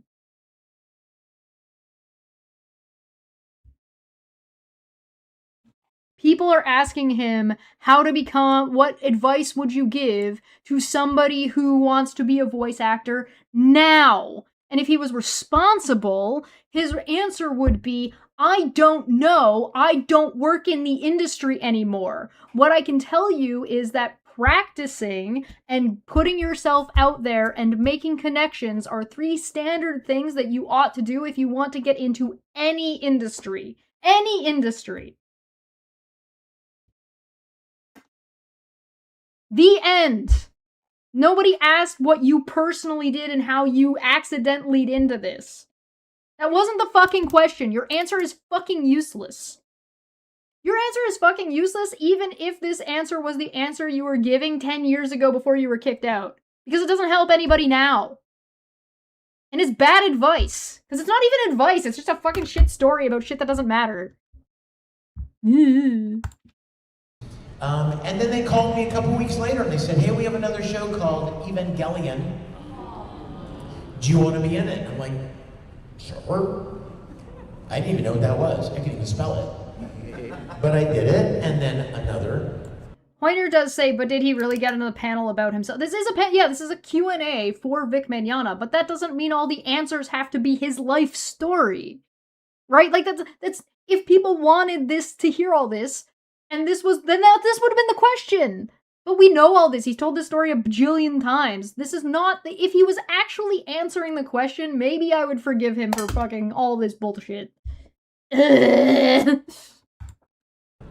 another. And another. If he had any brains, he would say one of the things that has gotten some newer people into voice acting has been YouTube. Between the Abridged series, between, like, the Game Grumps practicing and doing stuff, between, like, there are ways to do this. And then I started meeting people Online from other hiring studios. forums. Funimation in Dallas. Do Art in New York. Studiopolis, others in LA. And it just kind of snowballed. You knew a guy, you got your first role because you knew a guy, and then you just kept taking on roles as many as you could get your hands on. The end. Point is, I didn't plan it. I didn't send Thanks, God. out resumes. I didn't record auditions. It was just an opportunity. What a special little boy. And so I give God all the glory and all the credit for Thank you, God, for making me a special little boy. Okay, good for you. Answer the question now. that good thing that came into my life Because I clearly did not orchestrate it. it was clearly not my doing. So, Yeah, no shit. and you know what? Maybe I'm Boo all these people for clapping. Boo, boo, boo. I'm not gonna take the credit. Yay! What are you doing? God, you people. not supposed. I can't believe I'm about to say this because I'm on camera. Maybe I'm not supposed to be in it anymore. Oh, cry. Pretend to cry, Vic. Cry.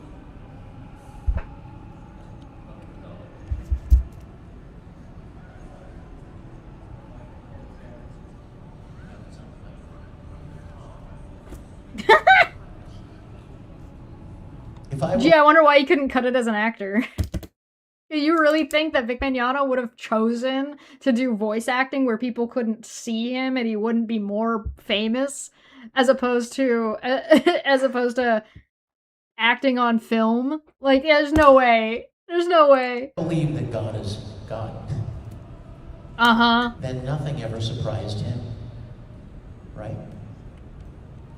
He wasn't caught off guard by anything. It depends on what part of the Bible you read, because the Old Testament has him fucking...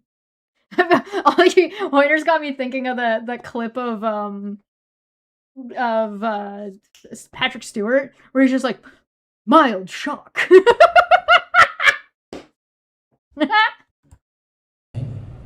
He knew everything. He knows everything that's going to happen. So if I believe what I say I believe, The question was, what advice would you give to someone starting out as a voice actor now? Somebody wanting to get into the industry now? Is that what is that the answer? Then I have to trust that he's in charge. Uh-huh. Maybe he wanted me in it for a while and he doesn't anymore. You do know that, like, just because God's got a plan for you doesn't mean that you're not gonna fuck up, right? Like, that's not that's not exclusive, right? He can plan for you and know you're gonna fuck it up ahead of time, but that doesn't mean you didn't fuck it up. Also, God, did you two eat the fruit of knowledge? ? Listen, God is jealous. God is angry. Like, he's talking about, like, the classic Christian evangelical God, right? Like, there are things that God doesn't know. Sometimes. That happens. It comes up. That God made a bet with the devil. Oh, God, whatever. Theology. I will tell you it's a very different industry and not for the better. Yeah, It's whatever. Much darker, greedy, seedy, underbelly, underhanded, unethical, immoral industry. So because you're not there, it's becoming worse and worse. So your presence is a definitive factor here. Oh my God. That is not for everyone. Don't run out there and get on Facebook and say Vic Mignogna said everybody in the industry is all this. That's not what I said. That is kind of what you said. It has become much worse. As the You literally just said the entire industry has gotten more greedy and more shady and seedy and has this underbelly to it. That doesn't mean you're saying each individual has done a wrong thing. That is you saying the industry on a whole and the individuals in it are a part of a worse structure.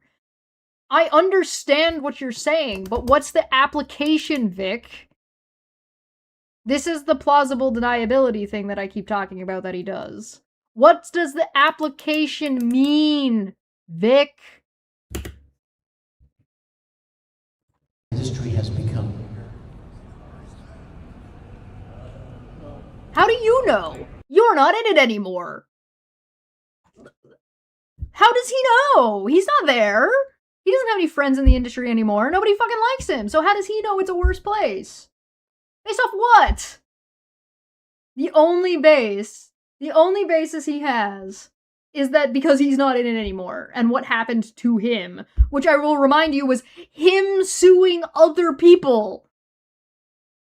Funimation did an investigation, decided they wanted to terminate their contract with him during the rollover into Sony, when Funimation still existed. Then his reputation got ruined all by himself because he decided he couldn't take no for an answer. That's your fault. That's your own issue. You made all this shit public knowledge. You went out of your way and made it a big problem. You went onto the internet and got people like fucking Nick Rakita all fucking riled up into a toxic hate group. You're the one going around saying you're still fighting a fucking war. He clearly wants his fans to go online because he's mentioned something in all 3 of these panels. Yeah, he do. You right. All 3 of these panels, he's brought this up. All 3 of these panels, he's just slowly, like, feeding this fucking, like, string of information. This special knowledge that he's giving to them. So then they can go out and fucking run around like a bunch of chickens with their heads cut off without any real direction. Just to cause chaos for people that Vic personally doesn't like. Or people Vic personally takes issue with. And then he's saying that it's all related to God, and that he's not orchestrating anything. Yeah, you didn't orchestrate yourself accidentally into voice acting because somebody said you could get paid for the job because you just had an in. Sure, fine. Whatever. Alright, I'm gonna take a quick break. I'm gonna go get a drink. I'll be right back. Simultaneously annoying but entertaining. Oh yeah, yo, he's very entertaining, but holy fuck. Alright. BRB?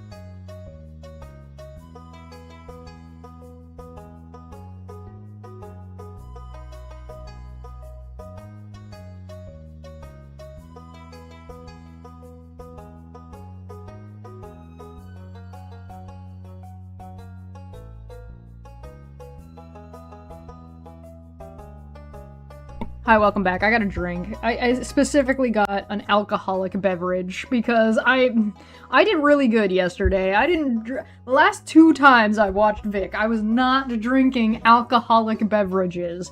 And now I'm on day 3, and I'm like, I'm gonna drink. The only way you can get a panel, yeah. How big is the convention he's at? As far as I know, Anime Matsuri is not that big. And is not that popular. It has, like I said before, it has a really bad reputation, so it does not have, like, a super duper high attendance rate to begin with. For anybody curious, I made rum and coke. But it's Pepsi. It's Pepsi and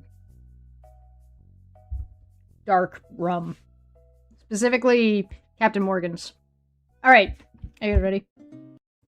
Shall we get back into whatever this nonsense man is nonsensing us about? As the industry has become bigger, more people want to get in it because they see dollar signs. And it attracts some people that have really made the industry much worse. Like who? Listen, if you're gonna talk shit, bring the receipts. Like who? I mean, he might be right, but the thing is he's vague posting. You know what I mean?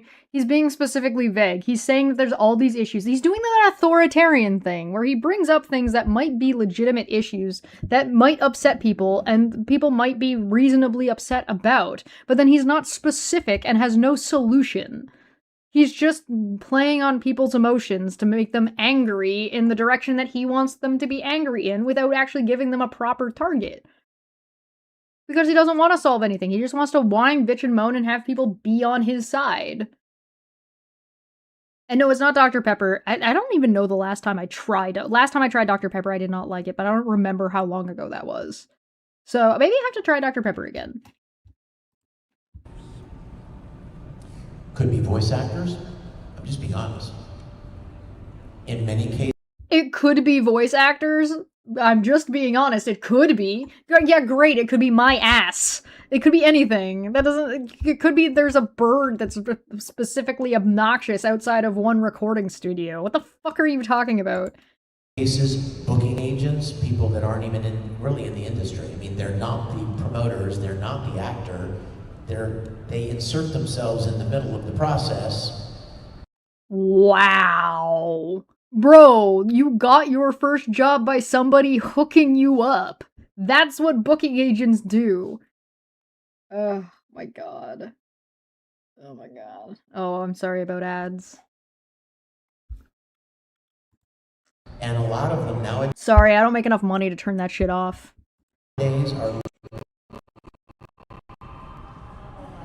Are literally gatekeeping. Oh, they yeah. have one job. You know what their job is? Get their clients work. Their job is not to keep. Yeah, but how do you get work, Vic? You have to network. You have to know people. You have to know what projects are going on. You have to be able to talk to people and schmooze. Other people from getting work. And that's what a lot of them are doing. They are actively trying to keep people like me, or people they don't like, or people who they think might do better than their clients, or take something away from their clients, from getting into events. And who loses? Huh? Oh, here it goes. Who loses? You do. See what I said? He was trying to use this fucking vague shit to make it about, like, he's playing on other people's fucking emotions to send them in a direction. How? In what way? Who are you talking about? They are trying to prevent Vic from showing back. Vic, you ruined your own reputation and you've done not a single thing to make your reputation any better. Every step you have taken has made your reputation worse. Even with the help of your fucking rich wife. You.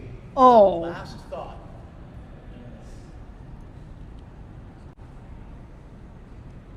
You are the last thought on a lot of their minds. I hate to be the bearer of bad news, but creative people want to create. Consumption is the job of the people in suits. So that's just like the what gets made being too heftily decided by one side or the other. If only creatives decided what was getting made, or if only the suits, like the money people, are the producers are deciding what's getting made based off of their demographics or their number crunching, nobody's happy. It's a balancing act. As long as you're working in a capitalist styled structure, art needs to produce something that brings in monetary value. It has to make money. It has to. Your problem is the society structure on a whole. Not just the anime industry. This is just the media industry. This is just fucking corporate America. Your complaint is corporate America. So what do you want the artists to do about it? Artists are already getting shoved to the fringe of society. You should, in fact, if you have $1 a month, you should go find an artist to adopt. Spicy shot drink game. I do have my spices. I haven't brought my spices out since I moved. I do have my spice shots. We could do that. But like, what are we talking about? Like, what are you talking about, my guy? None of this is the reason why you specifically, Vic Mignogna, are not. You don't have a job. You lost your contract with Funimation back in the day because of an investigation, an internal investigation.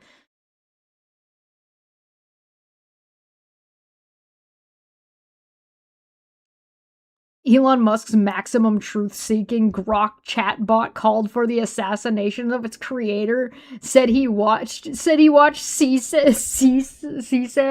That's funny. Guy, let a thing tell the world how great he is or isn't. That's very funny. Yeah, like, if you have $1 a day, go find, like, most artists have, like, a Patreon or a Ko-fi or a YouTube channel or whatever. They'll have some place where they're displaying their art, and usually there's like, linked somewhere where there's a place where you can give them money, and they'll give you shit in return. Like, if you have $1, like, $1 from, like, 100 people will change an artist's life. So, like, I highly recommend. Because I don't get to meet you. And you don't get to come tell somebody how much you love their work over the years. Because some guy... Oh, wow. What a pain in the ass. Like, you can't just mail him or send him an email or tweet in his direction to say this same shit. Oh, man, we're really missing out. This is one thing that Vic really sells really hard at these, to be like, I'm not allowed to go to conventions, so you fans are missing out from seeing me. And I don't know about you guys, but I've been watching this. We're on day 3, and I'm like, I don't feel like anybody's really missing out on much.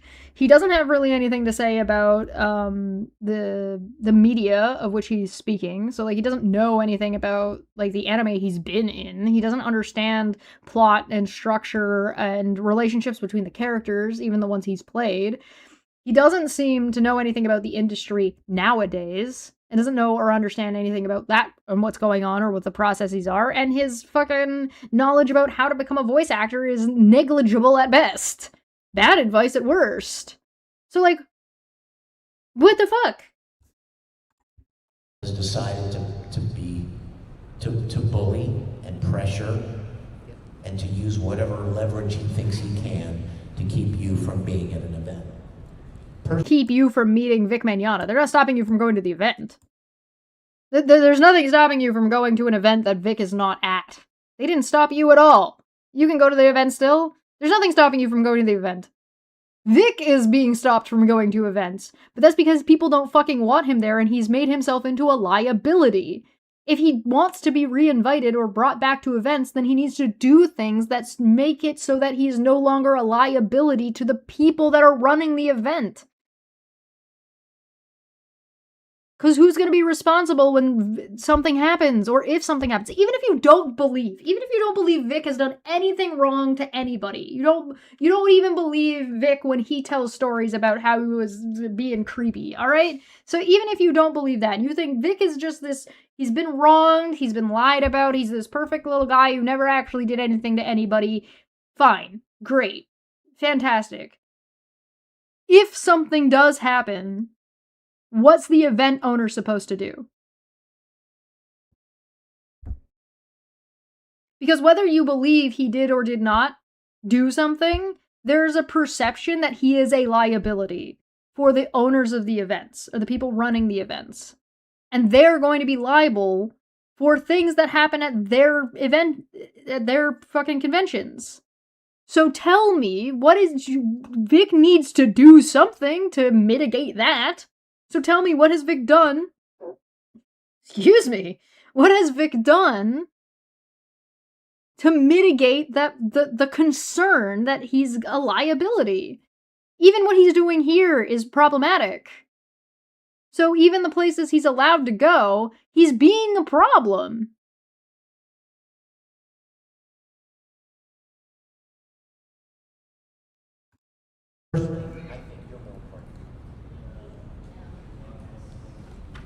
I think you guys are the ones that make the industry. Great, fine. Nobody's stopping any of these people from going to the fucking conventions, barring exceptional circumstances. Right? Did you see how he flipped? I'm not allowed to go to conventions and I'm being kept out to you're being kept from going to these conventions? Nobody's stopping these fucking people from going. Maybe they should be, but nobody is.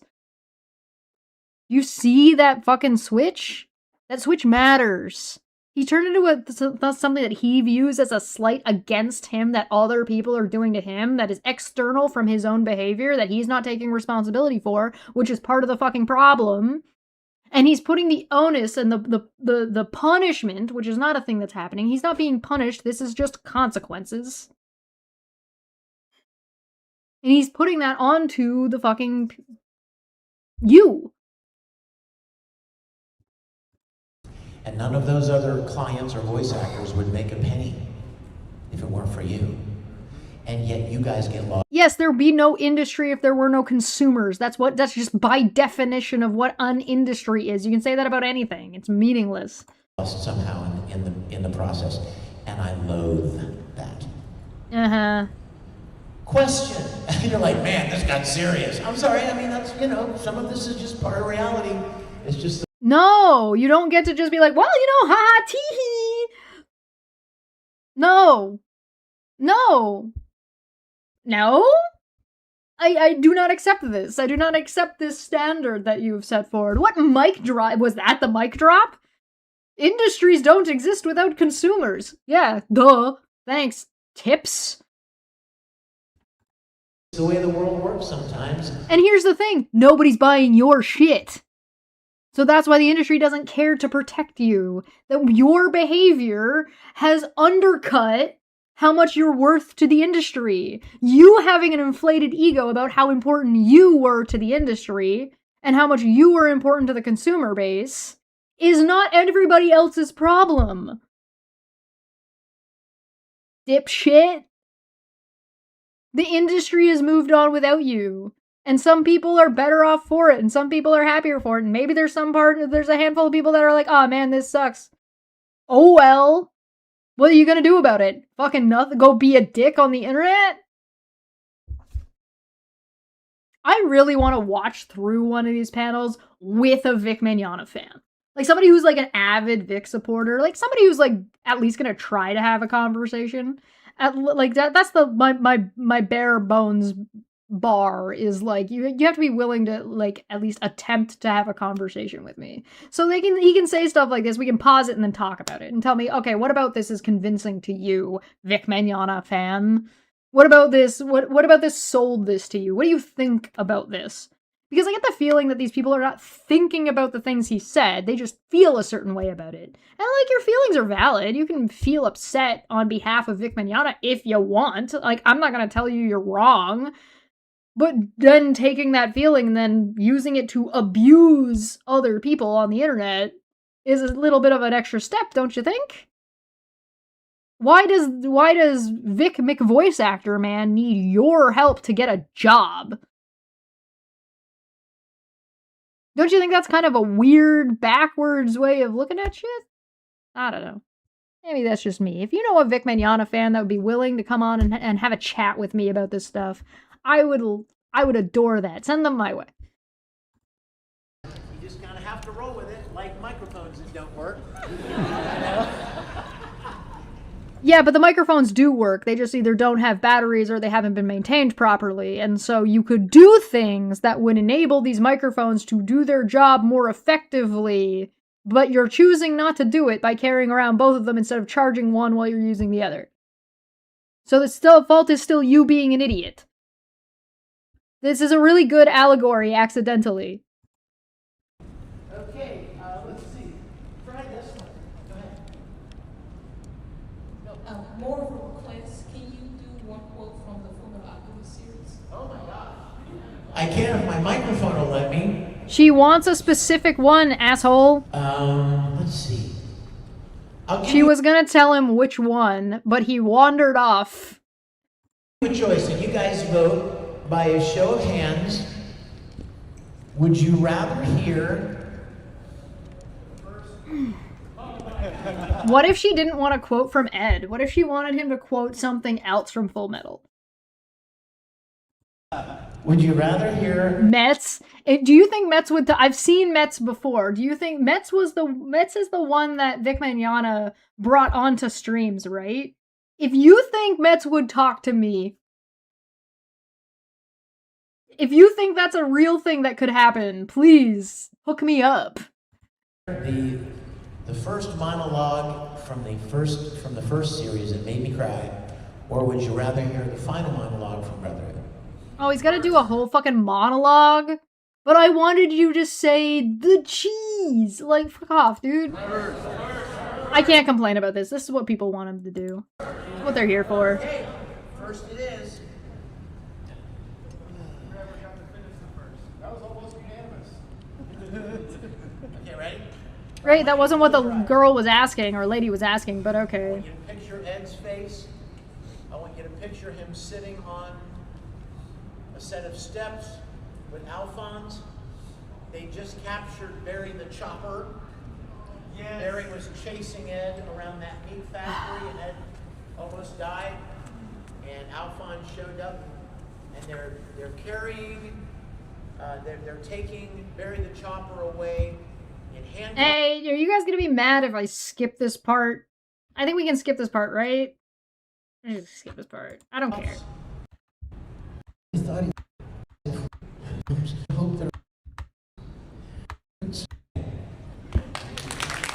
Look, he's fake crying again. Who's got a question? I think it's finally done. Who hasn't asked one? You guys see how you know he's fake crying is because like he turns around immediately. Hey, baby. My wife just arrived. Hi. You came at the perfect time. You did. We were just sobbing. I have a thought. I had a passing thought last night while I was in between these that just kind of popped into my head. And I was like, yo, do you think the reason his wife is attending all the events is because she doesn't trust him not to be a cheaty McCheater face? Like, he's a serial cheater. He's cheated on girlfriends and wives and had side pieces and cheated on side pieces, etc., etc., etc. Not to be, I don't mean to be rude about like you're the side piece, right? Yeah. I don't like do you think she's there to keep an eye on him because she doesn't trust him? To keep him out of, like, she thinks she's there to keep him out of trouble? Like, I would not be surprised if that was the case.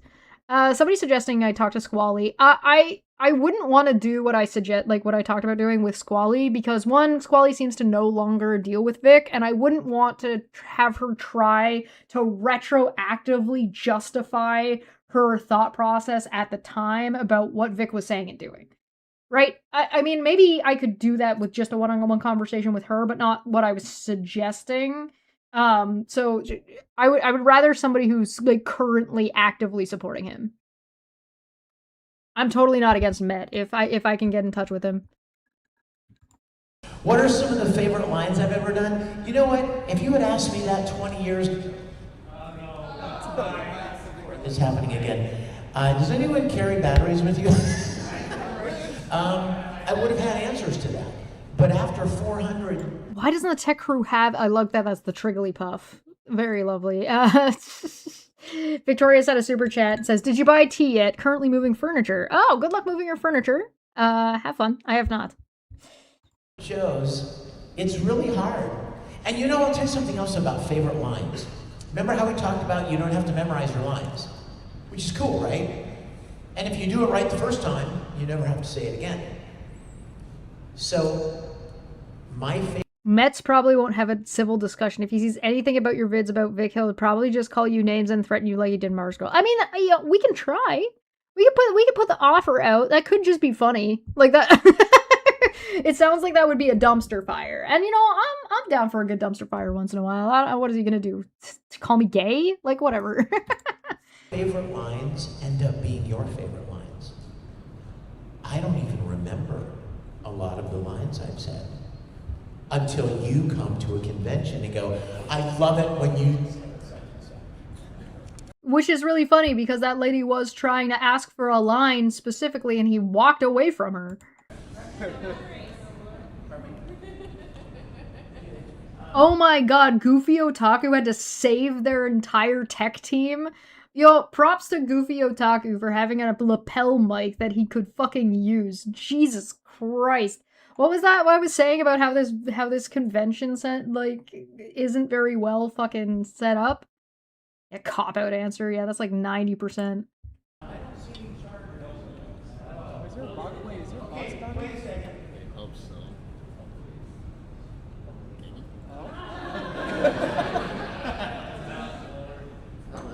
I get a bad feeling this is going to be I'm just gonna jump ahead a little bit. Can you say something astonishing? Just no more quiet lines because you'll never hear them. So when you would come and say, oh man, you know, can you say something astonishing? And at first, my first reaction would be, I don't remember. We know what your face looks like when you're stalling for time. That's not the face you make, but that's fine. And then I'll say, None of this shit is genuine. If he went, oh shit, I don't remember, he would never say that. He would never do that. That might be how he feels on the inside, but that's not what he projects. He projects like he knows, and it will be like, oh, well, what line would you want to hear? Or, well, you know this story about this time. Yeah, no, shut up. Liar. what's your favorite line? See? What did I tell you? Drink. Drink for prediction. You like? And they'll say, oh, I love it when he said, you're a hero to poor people, how do you long live the poor? And I'll think, yeah, I did say that. You're a hero to poor people, how do you long live the poor? Right? Long live the poor. An Ed line, or an Ikaku line, or a Zero line, or a Broly line. So I came to learn what were some of the favorite lines from you guys. I'll tell you a funny story about this. And again, those of you that have been in panels with mine before, I apologize if you've heard the story, but it's entirely relevant to this question. Entirely relevant. And a young lady just like this raised her hand and said, what's your favorite line as Ed? And I was like, Well, apparently I need to get caught up with the Gossip Bakery, because that sounds hilarious. And I will definitely go and check that out. If you guys have any recommendations about what of theirs I should watch, I will go look. what's your favorite one? I did my thing, right? And she said, Okay, but you do know this tells us that Vic doesn't have any of his own favorite lines, right? Like, he doesn't... Because he doesn't know, he doesn't remember, he doesn't care. my favorite line was when Ed said, there are so many people whose asses I have to kick, I'm going to have to make a list to keep track of them. To which I replied, I said that? That's my favorite line. So, question. Anybody? Yes? So that's Goofy Otaku. Thank you, Goofy Otaku, for being more technically literate and more prepared than the entire fucking convention staff. Good job. Well, Ed's my favorite. For a long time, I didn't Don't do want to that. say a favorite. Oh, stop! Because you may or No. may not know this about me, but I want to. I will give Goofy Otaku one piece of advice. Mute the microphone when you're going to futz with it when you're handing it over, and then when it's attached, and then unmute it when you get back to your seat. Alright, just trust me. I assure you, you will stop from blowing out people's ears. Please you. Right? Just walk up to I him, want man. you to walk away Just interrupt his ass. feeling really great about our interaction. And that means that I'm gonna take in your cosplay, what you're having signed, and I'm Except for that guy that you saw earlier, that you saw the day before, who has gotten you to sign his belt so many times that he's running out of belt space that you didn't remember and didn't recognize. Fucking Christ! Who buys this shit? This show, and I'm going to zero in on that thing that you love, and I want to make it special for you. So for a long time, if somebody would come up, say, to an autograph table and say, "Who's your favorite character?" and they're dressed like Yuki from Vampire Night. You would lie to people, is what you're telling people right now. That you would just tell them whatever you thought they wanted to hear to make yourself more popular. I'm gonna go, "Oh, Vampire Night. I love Zero." Or if they come up and they're wearing a little Full Metal Alchemist pin, oh, Full Metal. So I would always try to, make it special. So you would just pick your own character based on whatever it seemed that they had been watching. For the person that I'm talking with. And you want to know why he doesn't have a favorite character for any of these shows? Because he never watched them. But then something very important happened. You got called out for lying? End of Brotherhood. When I recorded the end of that show, I was so emotionally moved by that show. The show that you didn't watch. Because you said the recording. The end of Brotherhood. When you were recording it. That means you never watched it. Or at least not at the point that you're describing. I went through such a gambit of emotions with that character and that story. The original and Brotherhood. And Conqueror of Shambhala, and Sacred Star of Milos, and the OVAs, and the video games. I loved him and that world. Orange Dot for 2 says Broly the Clown, yeah. When I finished recording that show, I thought to myself, I can no longer play Lee.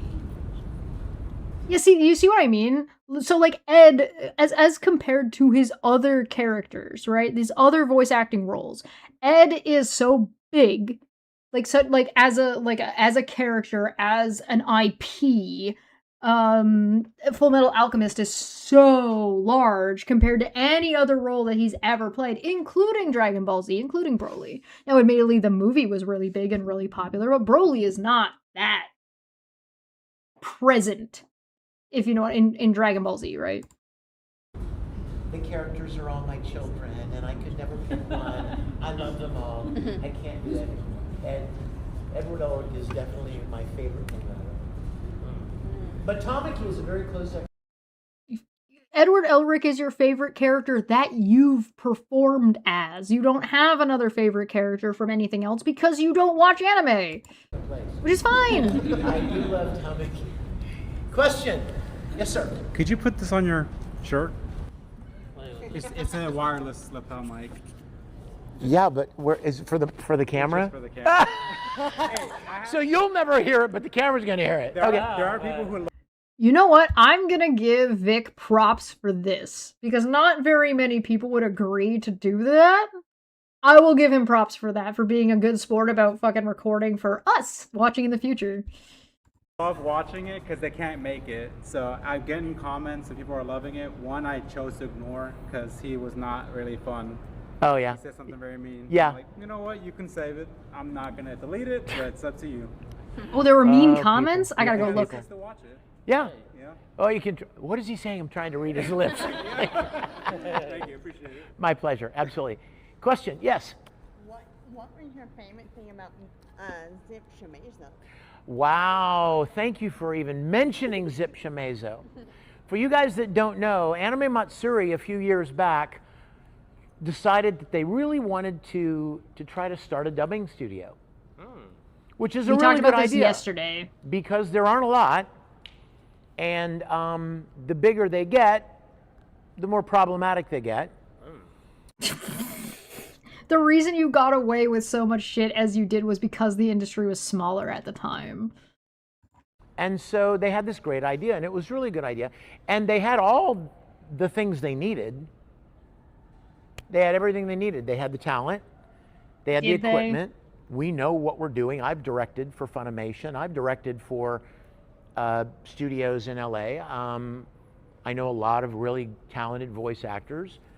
We had the recording gear. So it came down to dubbing something to demonstrate that to a studio in Japan that we could do it as good as any other studio. And that's what we did. They got a hold of 2 short films. One was called Genba Nojo, which is a beautiful story based on a Japanese legend. Yes, what Vic means is that there isn't a lot of studios that will have him and put up with him. Yeah, there are lots of studios. If Vic really loved voice acting and just wanted to do voice acting shit, you know he could produce shit on YouTube for fun. And not, like, he could just make shit, and he doesn't. He doesn't do that. Why do you think he doesn't do that? That's what he said he was doing. That's what he said he loves doing. He says he does his craft for the love of it, right? Not any other reasons. Why doesn't he do something on YouTube? About foxes. And then the other one was called Zip Shimizu, which was just an adorable, heartwarming story of this little family of creatures, and their entire job is to zip people's pockets and pouches so their stuff doesn't fall out. And there's the little one, Shimizu, the little boy of the family. He keeps trying to find a zipper, and he can't get it zipped, or a bump happens and he flies off. You know what I mean? That kind of thing. So he doesn't, and his. I think the internet just ruined me, because my thing is immediately like, oh, what about fly zippers for your pants? Like no? Okay. Parents are like, how come you can't, how come you don't get any zippers zipped? Didn't we teach you better? And he feels so bad, right? And he makes friends with this human boy. It's a beautiful story. Beautiful story. So we dubbed both of those. Zip Shimizu is actually on Amazon right now. At least it was. I hope it's still there. And the good thing about it was not that the purpose of it was not to make a bunch of money. Oh my gosh, if you guys could get me a mic working, I'd love you forever. Both. Bro, my guy. A studio requires making money to be able to afford licensing to get anime to dub in the first place. Both of them are dead. The time I got reincarnated as a pant zipper. I like that. It wasn't to make money. It was to demonstrate to the Japanese that we could do it. Stop calling them the Japanese. A proof of concept, if you will. So John and Denise, who make several trips.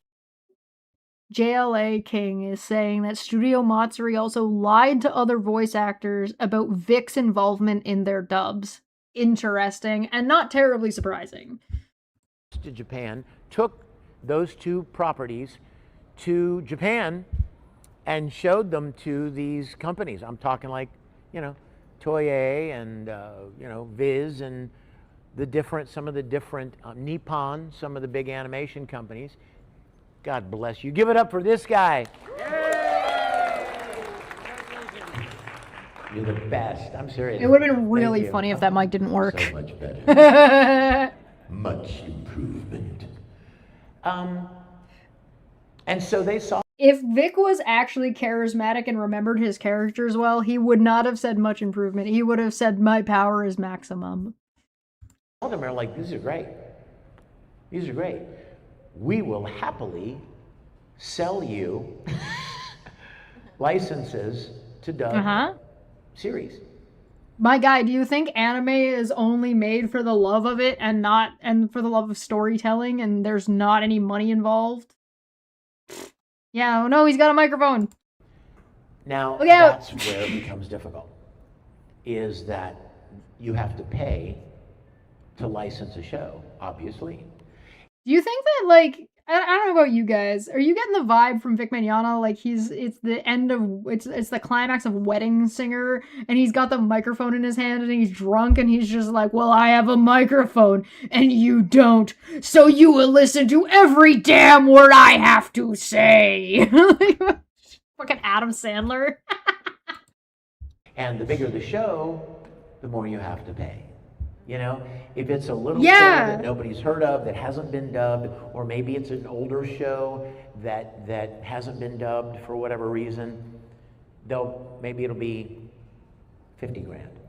If Hitman Reborn got dubbed, I'd watch the fuck out of that. I would absolutely rewatch that show for a dub, provided this guy wasn't in it. If it's My Hero Academia, it's 500 grand. You know what I mean? Like that kind of thing.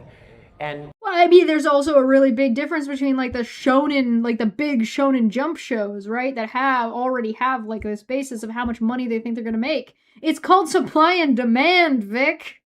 We're just trying to get off the ground, right? We're just trying to enter this. And it's frustrating because we can do it. We can do it really well. I don't believe you. But we are at that point now where we would have to have investment in order to make one. Call your rich wife. Even have some contacts with Netflix, and I'm fairly confident that if we did something, we could get it on a streaming service. But you have to license the show before you can dub the show, before you can release the show. So I'm wondering whether or not, and I don't know. I'm not a business guy. I'm not a money guy. I just make stuff. You know, I'm just that kind of a person, and so. I hate to be the bearer of bad news, but I don't know if you've noticed in all of the stories that Vic has told this entire time, he is not the one making stuff. He is providing like a small portion of a project. So I don't know whether or not that it might be something we could even crowdfund. Oh, God. I would like to think that there are lots of fans out there that would love to see something like that. Bro, Kickstart. We're gonna do a Kickstarter for our anime studio. Oh, brother. There are lots of you guys out there would be like, you know what? I would love to see, I would love to support an up-and-coming studio that is not all this corporate stuff and you guys, by definition, corporate. You have to buy licensing and then get like a spot on a streaming service. That is corporate, period, end of sentence. All has a kind of a, an iron grip on the industry and all of that. Listen, I agree that the barrier to entry for a lot of industry might be too high, and there's too many duopolies and monopolies, particularly in United States media. I agree with this problem. I just don't agree with your presentation of it. And support a new studio. Kickstart/GoFundMe for Chesh to start dubbing when. Listen, no, don't do this to me. Listen, if you get me to 5,000 subscribers, I will do a song. I will do a cover of a song for you, but I do reserve the right to play my recorder. The song that has caught my attention that people have suggested is actually the second ending theme for Inuyasha, which is the Shishomaru one. That one was suggested to me. So, if you're into that, you want to see me fucking make a fool of myself. I know that Hitman Reborn has not a full dub, but got like a short run. I do know that. And hear some of these voices of actors that I've really enjoyed over the years again.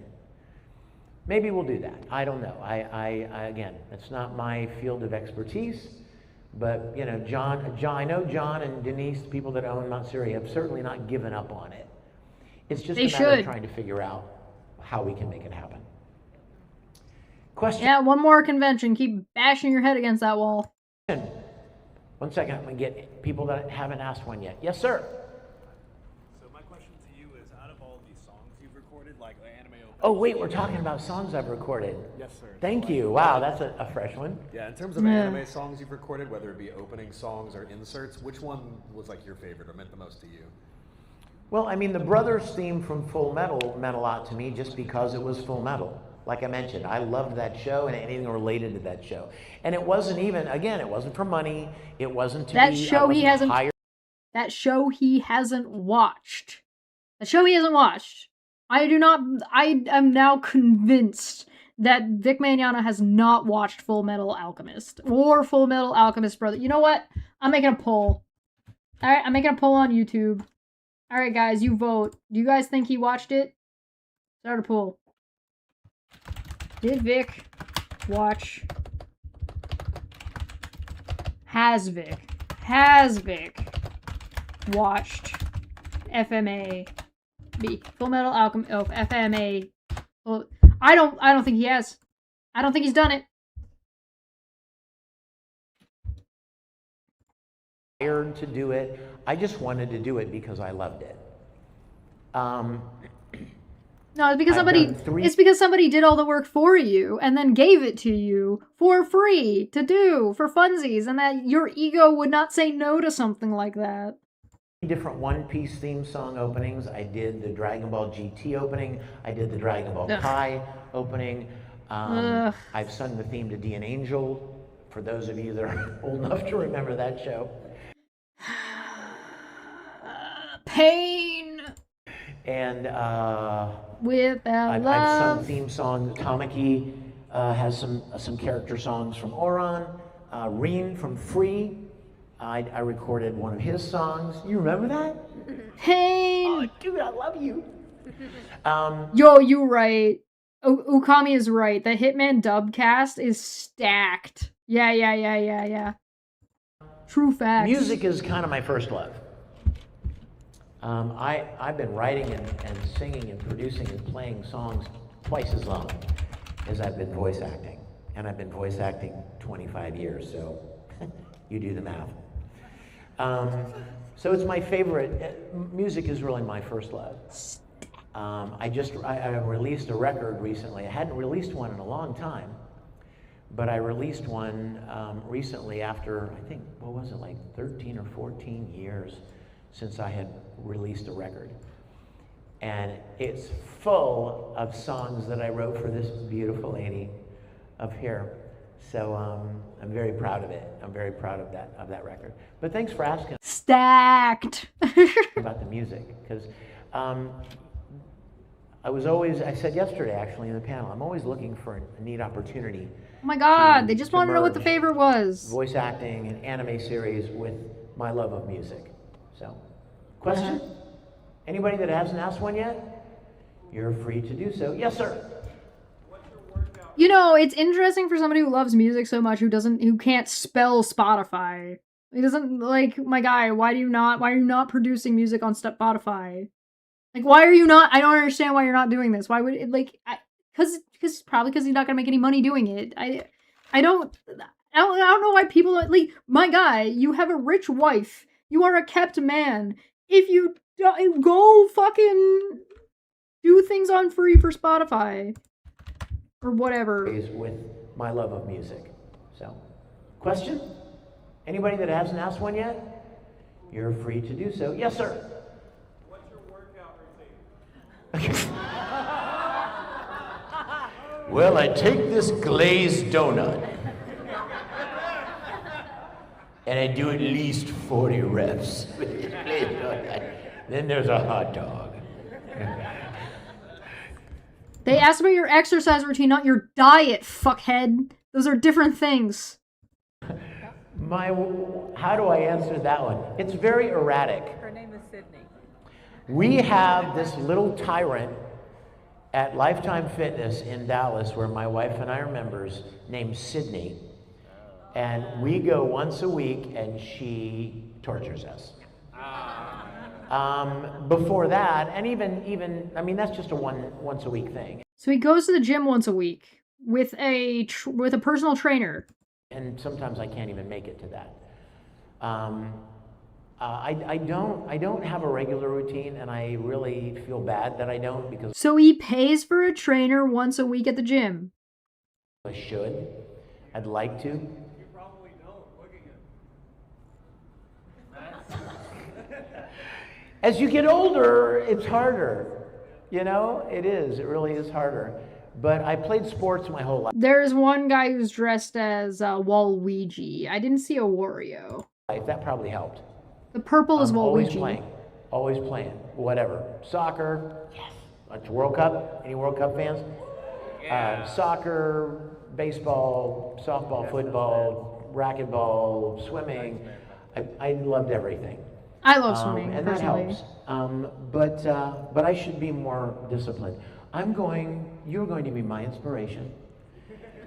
Since you asked me that, I'm going to be like, okay. Bullshit. Gotta be more disciplined. Gotta work harder. I dare that person to go back next year and ask the same question and pull this clip up from a year ago and be like, so how did I inspire you? How'd that go? I dare you, do it. You know what's funny? There's nothing more embarrassing than seeing some jacked dude at the gym wearing a Dragon Ball shirt. And I'm sitting there going, dang it. I'm friggin' Broly, and that guy is 3 times my size. I hate to be the bearer of bad news, but just because you voice somebody doesn't mean that's who you are. And also, Broly is a Super Saiyan, not just a Super Saiyan, the legendary Super Saiyan, which you would know if you knew anything about the shows that you fucking dubbed my guy. How did this guy even get voice acting roles? Well, he accidentally answered that question earlier. He knew a guy. He had an in, he had a connection that got him his first roles. Don't tell him you're Broly, whatever you do. Don't tell him. Question, anybody? Anybody who hasn't asked one yet? Yes.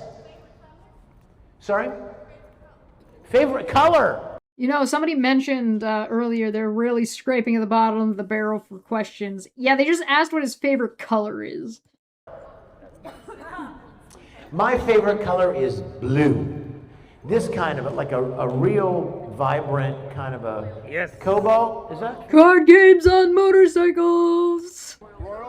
Like a royal blue or a Card cobalt blue. I games love on that. I even bought a car because it was that color.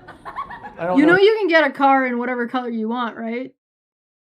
That you could just whatever. That was the smartest decision I've ever made, but I did it anyway. Question? Anybody? Yes. Oh, you're next. Yes, sir. Can you do the young Obito voice line, or? Well, my favorite voice line from young Obito, and again, this is one of those things where I didn't remember what he said, but then you guys tell me, and I'm like, oh yeah, that was a really great line. I said that. I can't believe I didn't remember that. His best line, and this is the one that everybody always asks me to write. Those who break the rules are scum, but those who betray their friends are worse than scum. I love that line. What a great line, huh? Yeah. Those who betray their friends are worse than scum. That is not a great line. This is kind of cringe, actually. Amen. Yes. So you said that you play sports. So which one is your favorite sport to play? Soccer. Soccer. When I was in high school and college, He made that very clear. Soccer. I mean, I loved soccer. I loved it. I think it's the greatest game. I mean, Notice that everything is past tense. I get it. It's totally. People are free to like what they like, right? Everybody's welcome to their opinion. But I think it incorporates more of everything that sport is supposed to incorporate. Speed, power, agility, teamwork. Some sports, teamwork. Golf. You know what I mean? Like they don't incorporate all of that. and you know, some different Yeah, this is like the second or third time Vic did not let the person finish their question. Correct. sports focus on different things. But the many things that I think are involved in soccer make it. Do we actually need this? Hold on, we gotta fact check him on the fucking quote. Hold on. Those who betray their friends are scum. Because that does sound like Kakashi, doesn't it? Not Obito. Those who break the rules. Obito said this to Kakashi.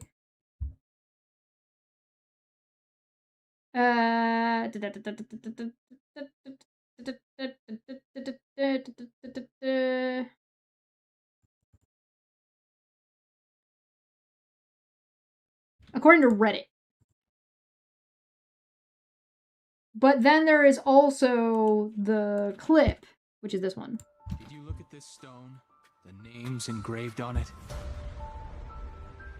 They are all ninja who are honored as heroes in our village. This is a memorial stone. The names of my closest friends are engraved here. In the ninja world, those who break the rules are scum. That's true. But those who abandon their friends are worse than scum. Not gonna lie, that's a way more metal sounding version. It sounded kind of cringe when Vic said it. So it looks like this is something that Kakashi said that came from Obito.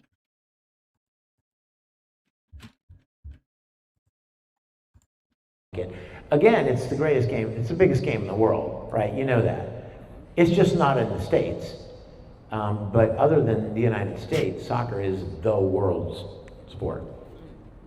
But Hi, welcome to Canada. You heard of hockey? Question? Anybody? Yes, Sir Luigi. Actually, soccer is quite popular in Canada as well. It's because we're very multicultural in Canada. If you could go back and read Like 20% of our population in Canada is multicultural. one line that you feel like you didn't nail perfectly, what would it be? Asking Vic about a mistake. You really think I have a bigger brain than I really do. That's the funny part. No, they think you have a smaller ego than you actually do. That's a good question. Exactly, yes. It's hard. I'm sure there are those lines. There are lines that I thought I could have done a better job with, but the director was fine with what I did, and so we move on. Because you know, you guys, at the end of the day, it's time is money, right? It's a job, and somebody is paying the studio and the engineer, and you have this much time to record these many lines. So you got to keep it going. So if an actor gets in there and he's like, "Oh, can I do it again? I think I can do it better. Can I do one more? Can we do 4 more?" You know, suddenly at some point the director's got to be like, "No, we're moving on because we have a I feel like that doesn't seem to happen as often as he's describing, but okay. schedule to keep." There were plenty of times when I felt like I might have been able to do something better, but even saying that is subjective. What I think is better, you might have thought the last one was better. So ultimately... Fucking Christ! What do I tell you? These people just don't think he has the ego that he does. It is the director's decision. And me! You know, if the director likes the performance, then you move on. So I'm sure there were I need plenty another of times drink. when I thought, man, I wish I could have done that. And I would watch a show and hear my performance, and I'd hear a particular line and be like, ooh, that could have been better.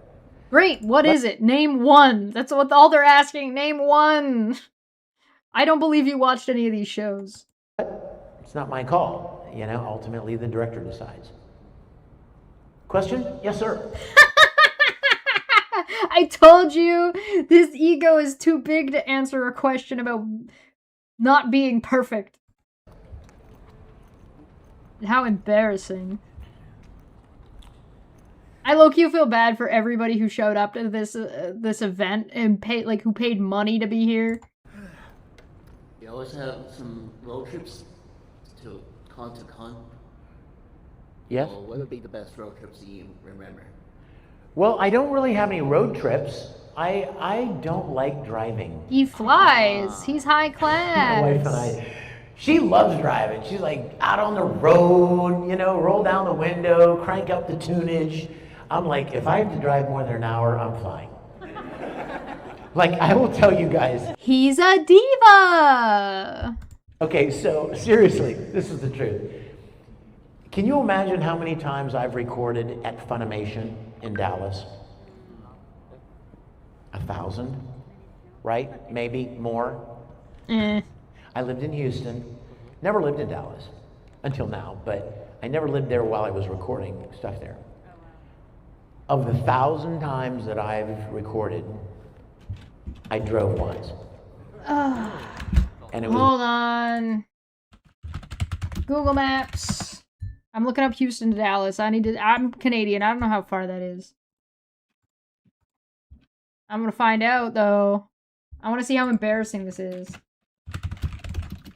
Houston, Texas. Directions. Dallas. All right. Boop boop scoobity doop. 4-hour drive roughly.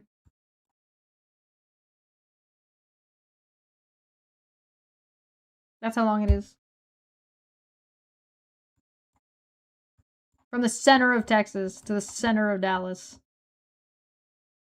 So for anybody wanting a reference point, that's how far it is. Because I had just gotten a car and I was excited about the car, and so I drove up there. But all the rest of the time, I was like, you know what? As stupid as it sounds, I would rather get to an airport an hour ahead of time and see different things and spend 38 minutes on an airplane and get off and be there rather than for 4 hours. And that's just me. I'm not gonna blame him for not liking driving and not wanting to do a 4-hour commute. That's fine. He's a bit diva-y, though. I know. I wish I were. I wish I enjoyed driving. Probably be a lot more fun. In fact, I'll tell you a story. Funny. Was it last week? Last week, East Texas Comic-Con. Last week, I texted the guy that booked me into East Texas Comic-Con.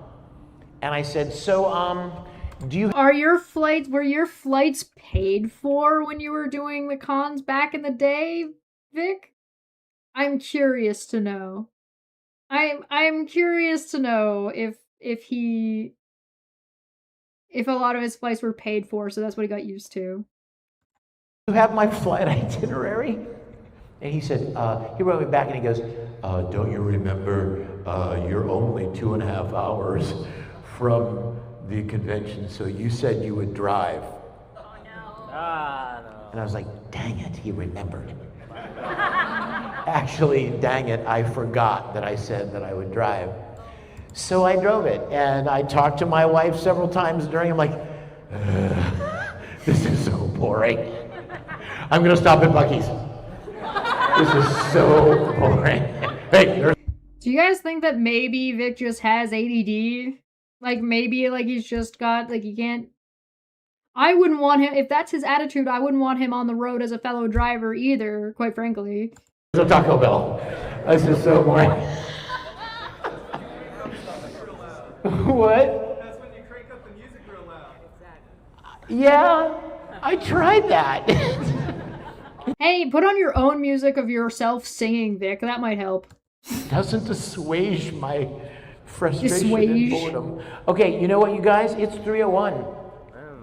Are you glad you came? Yes. No. Not even planned. And again, let me just circle back to what I originally said, and I've said it this weekend every time, but I love you guys. When I look into your faces, I see the divine. Ew. I consider it such a privilege No, you don't. to talk to you. You think you're owed it. You already said that. To interact with you, to hear your stories, to share in You had one guy say that Kakashi mirrored and Obito's relationship mirrored his life, and you didn't ask that fucker one goddamn follow-up question. Your experiences with my work. It's my favorite thing. So thank you so much for being here. I'm going to head back down to my table because I think the show closes at 4. So I'm going to head down there, and if I haven't gotten to meet you or sign anything for you, I'd love to see you before you leave. Thank you again for making time to join me. I love you guys. God bless you. All right, well, hey guys, how do you feel? Did you enjoy yourself? Are you happy you came to my channel today? Are you happy you came by and swung out and saw what was going on? Fucking end me. Yeah, he doesn't hear any of their stories. He's too busy talking about himself. Yeah, he doesn't care about anybody but himself. So maybe if you can relate your story to him enough, then maybe he would fucking care. Yeah, it's exhausting. Yeah, listening to him talk is exhausting. God, how does one person have so much ego in their body? Good lord. Especially, like, fuck.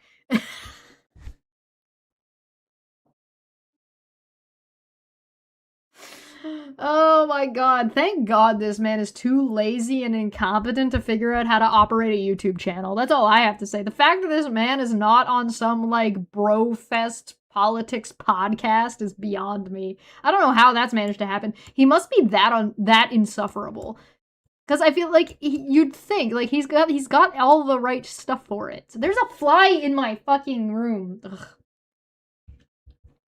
Yeah, he's too dumb to figure out Europe exists. God damn it.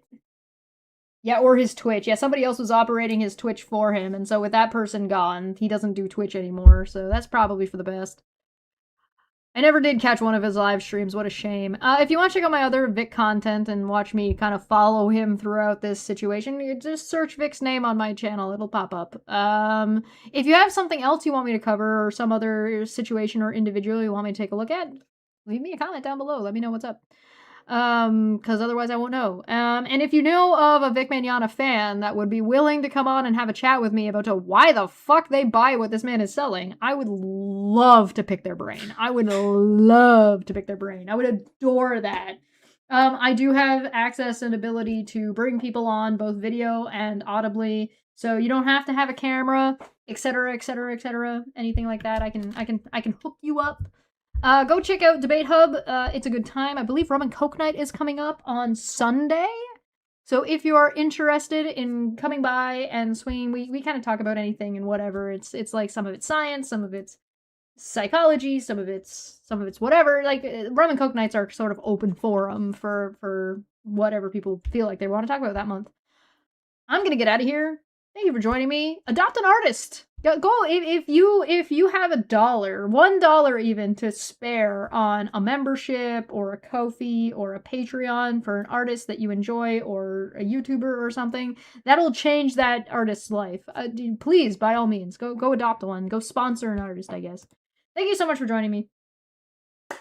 I'll be back soon. I don't know when. Soon. I've got shit going on.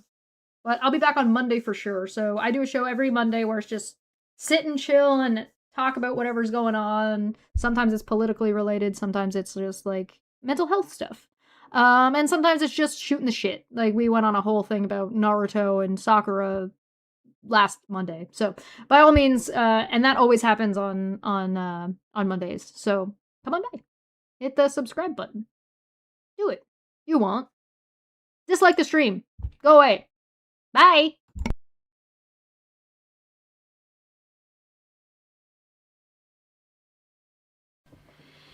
You don't want to be like this. This is disgusting. This is awful in every way. If I could kill it, I would. But I legally can't. But I've considered it.